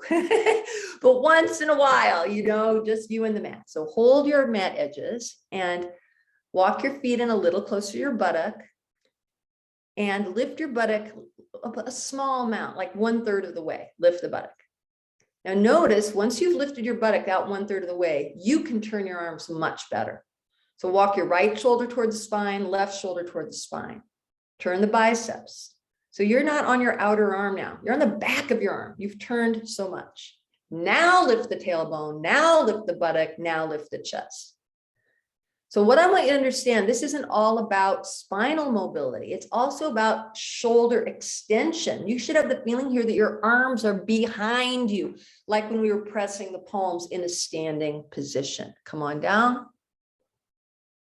So out of that explanation, I'm going to now put a highlight by the things I want you to remember. First, I want you to remember this, that when you lift the buttock up 1/3, just a little bit, go ahead and do that. How much you can improve the arm. Right shoulder to the left, left shoulder to the right, turn the biceps, keep walking, keep going. But don't pull the shoulder to your feet. You roll the shoulders to each other. That's like in the Gomukhasana where you don't want to shrink your side body. And now lift up and roll onto the top ridge of the shoulder. Roll onto the top ridge of the shoulder. If your back is bothering you, it's not just the buttock away, it's the whole thigh. Pull the thighs out of the hips. That will relieve your back a lot. The whole thigh traction outward. Come on down. Good. Third one. You go when you're ready. Could your arm-chest relationship feel a whole lot like the Dhanurasana that you just did? In fact, the shapes are fairly similar, other than the head position. Turn the biceps out, turn the triceps under. Stand on the top ridge of the shoulder blade, not the back shoulder blade, top ridge, top ridge. Good, come on down. All right, so now for our Sarvangasana, if you are fatigued, if you're newer at shoulder balance, you don't have to do shoulder balance. You can take a bolster, put your pelvis on it, and put your legs up the wall, Viparita Karani. But if you are familiar, you can do any shoulder balance setup you want. Maybe you do it off a chair, feet to the chair, or classic, whatever you want. If you're like, well, I want to do shoulder balance, but I need a little input on setting up, unmute and ask. I'm happy to help you. All right. If you're choosing to do the legs up the wall and you're like, well, that's the one I want to do. What does that one look like? You have your bolster, about 1 block distance from the wall. If you're on the taller side, you might even make that a little higher. I like putting a blanket here. It's soft, it's warm, and it will be easier to come out of the pose at the end. So I'll just repeat, you're doing any shoulder balance that you are familiar with, that you want to do. But if you want to do it, but you just need a little coaching, just remind me of a way to get going. Just ask, I'm happy to help.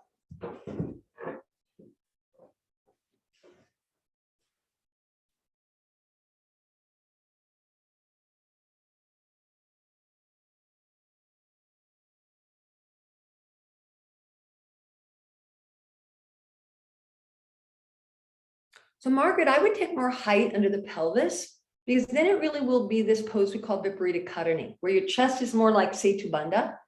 So what you're doing isn't wrong at all, but it has a slightly different effect. Yeah, I would go 2 trifolds instead of 2 doubles, 2 trifolds. Yes, from the short end. No, you had it. No, no, no, no, no, no, not like that. You had it. No, okay, in half, shoulder balance. In half, shoulder balance. No, no, no, no, in half, good. Now from the short end, trifold, 1, 2, 3. No, that's double, triple. 1, 2, 3. Not like a roll though, like a fan, not like a roll. Accordion. Nope, don't roll it up, accordion. Because why? Who cares? Because now it's flat. And you do 2 of those. And why am I bothering, Margaret? Because now your chest is going to be more open when you get up there. Oh, and nice choice. Very nice, David.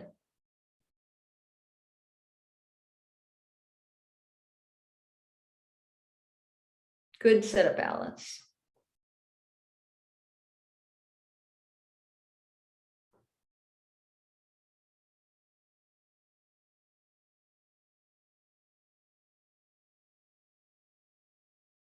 Those doing classic shoulder balance, I hope you notice how you adjust your arms, just as I asked you to do in your Chatushpadasana.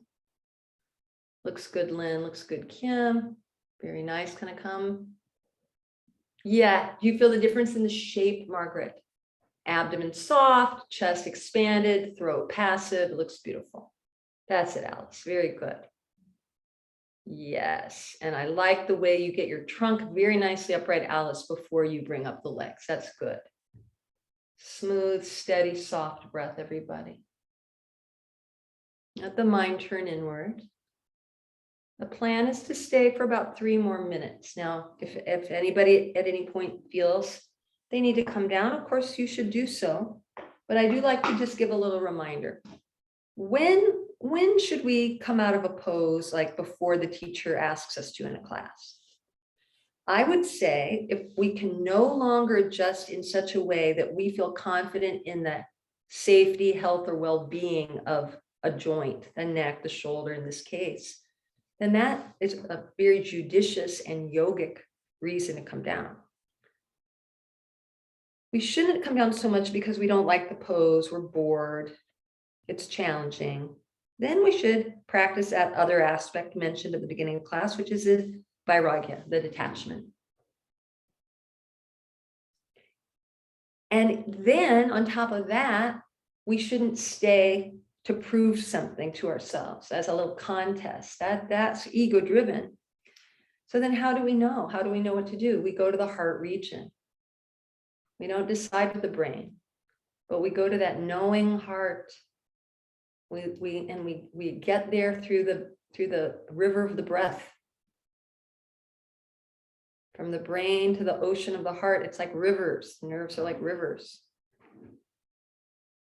And with breath awareness and heart awareness, well, one thing that happens is surprisingly, time stands still to some degree, and we can stay in poses much longer than we might think. But also it's the place, remember Mr. Iyengar called Buddhi the true assessor. We can make a good decision. Yeah, it's time to come down. I shouldn't continue today. I've done enough. Or no, it's a good time to stay.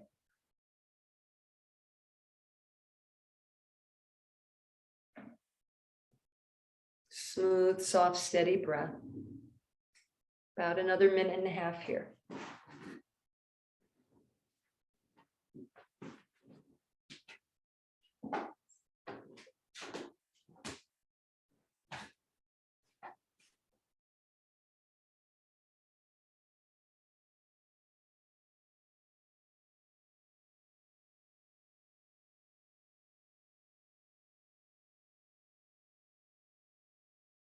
Good adjustment, David. That's right.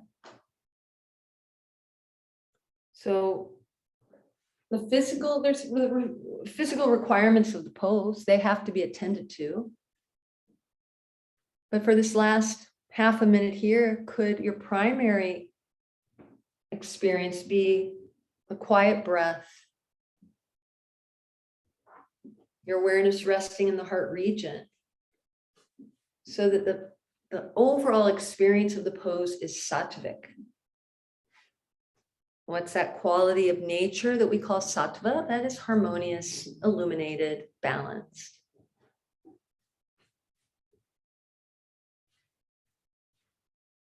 Now, those who are in viparita karani, you can bend your knees and walk your hips and shoulders back until your buttocks come off the support and you rest in simple crossed legs. Those in sarvangasana can come to halasana and give yourself a few breaths in halasana, just a few breaths before you remove your belt and roll down.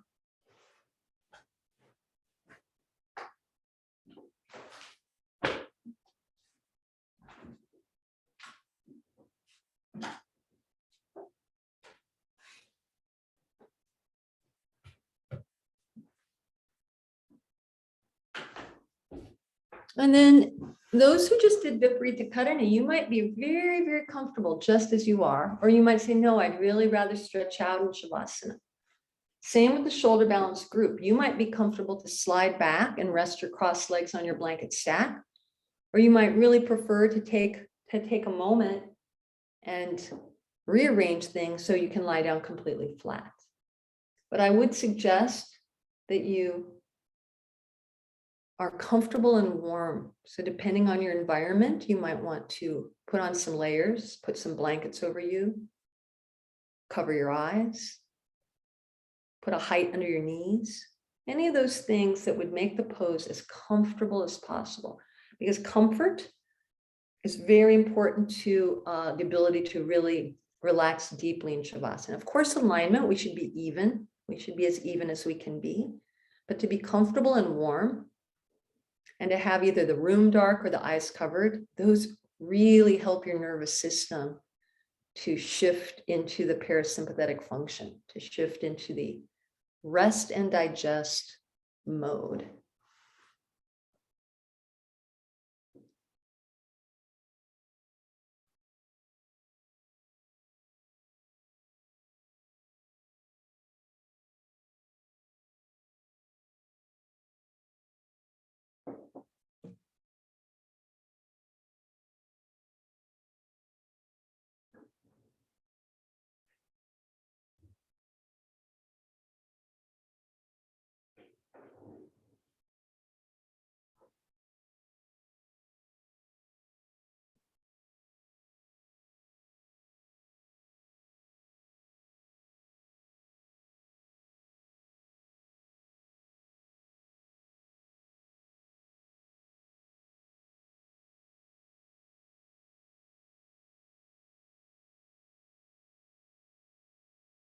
Let go completely.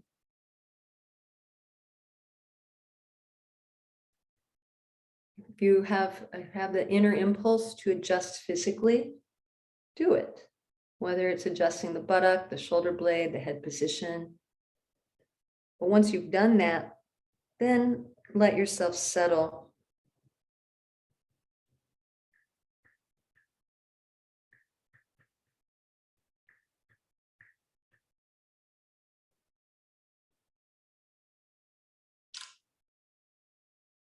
Let the front body rest into the back body. Let the back body rest into the floor.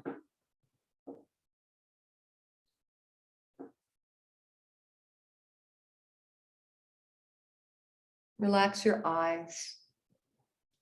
Relax your front brain. So the head, the brain are kind of the abode of manas, of the mind, whereas the chest, the heart region, that is the abode of buddhi, the intelligence, the experiential inner wisdom. So in Shavasana, let your brain deflate. In other words, we're giving that analytical thinking brain a break or rest. To do that, we relax the sensory organs, eyes soft, inner ears soft.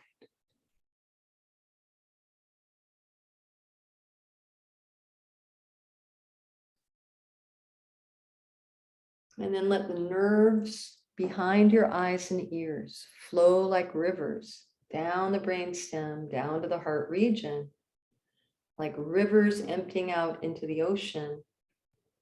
The brain flows down, the energy and awareness flow down into the ocean-like heart area.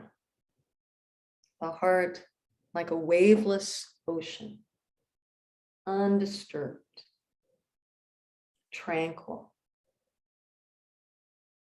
And very deep under that very still surface is the beautiful rhythmic current of your breath. But that breath is so soft, so gentle, it doesn't disturb the surface, doesn't disturb the mind. Smooth, soft, passive inhalation. Smooth, soft, passive exhalation.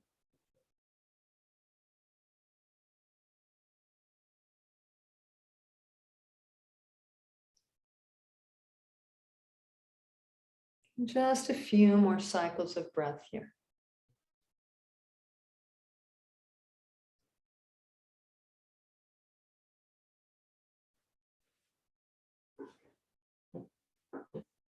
All right, now gently bring your knees together.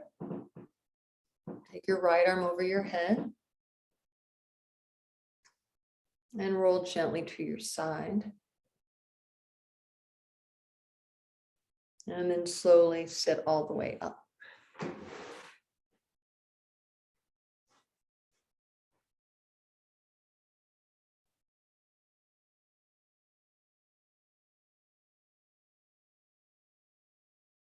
And fold your palms.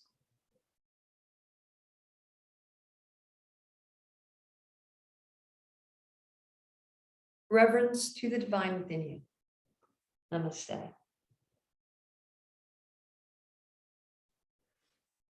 All right, everybody. Thank you so much. Thank you, Anne. If anybody has questions, I'm happy to speak with you. And there's another class tomorrow also, 10 to 12 Central, 11 to 1 Eastern. We'd love to see you there as well.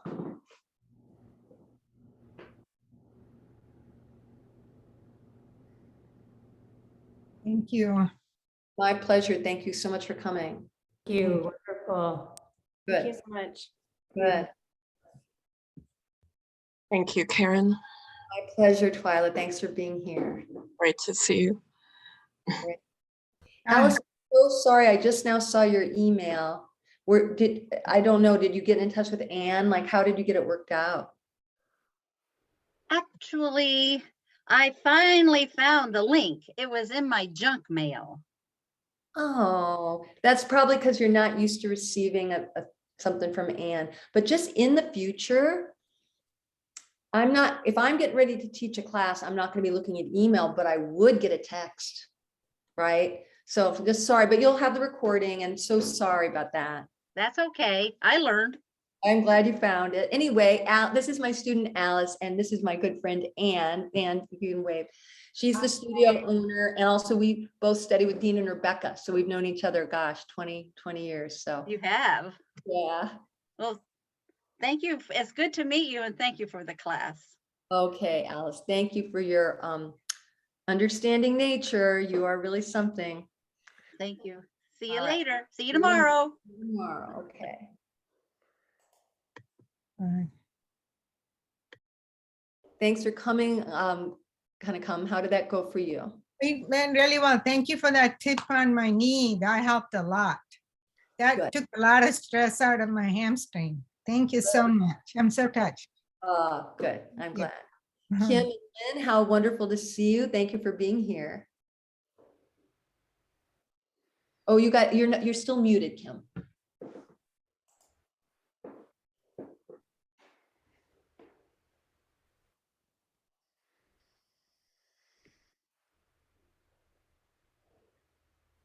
Yeah, still muted. Okay, there. There we go. Okay. Thanks, Karen. That Thank was you, Karen. wonderful. Loved it. Oh, good. It's so good to see you. I miss you all so much. Oh my gosh. I just think that when we can, I've imagined it so many times, like the first time I see my friends in Pennsylvania that I do teacher training with, first time I see Dean, first time I see Rebecca, the first time I see Anne, guess what's every time happening in those imaginations? Cry! So emotional, you know? But I just wanted to tell you, okay, go ahead, Jill, and then we'll get to Lynn. Go ahead. I just wanted to say that it's hard for me to do the standing poses because I have cracked heels. Oh, ow. So if I'm a little bit slow, that's the whole thing. Have you, I mean, you may know this trick very well, but I used to have really, really dry, cracky heels, and I just got on it. And what I do, of course, I, use a kind of file on dry skin, not wet. They've got a good one at Whole Foods, this little black thing. But then you soak your feet, pretty warm water, warm soapy, and then you find the thickest, heaviest cream you can, and then you put plastic bags on your feet. Don't Okay. plastic bags. And then you put socks on. And yeah, it's like, ooh, who wants to sleep with plastic bags? You do that for a week, those cracks are going to be very different conditions. Soak, lotion, plastic bags, socks, sleep. I'm telling you, it's going to make a big difference in a short time. Yeah, I think I'm afraid that my problem is neglect. Well, of course. Because I know all the things you told me except the plastic bags. So And I'll do then that tonight. I can't take care of my feet, once every 3 weeks. I have to like look at them every other day, just give a little file, a little lotion, like that. Because I'm very high vata. I'm very dry. If I don't do that, they get bad quickly. And of course, as a teacher, you kind of don't want your feet to look gross. Hey, everybody come look at my foot. So I've kind of improved on that, but that'll help you quickly, really well. Okay, thank you. Yep. Thank you for the class. That was just wonderful. Oh, good. I'm glad. Looking forward to tomorrow. Okay, me too. Lynn, did you have a question or comment? I was just going to say, see you tomorrow. Okay. Well, it's very nice to see you. You also. Bye, Lynn. Bye. Bye-bye. Thank you, Anne. Of course, you're welcome. Hey, Karen, do you want to stop the recording? I can't do it.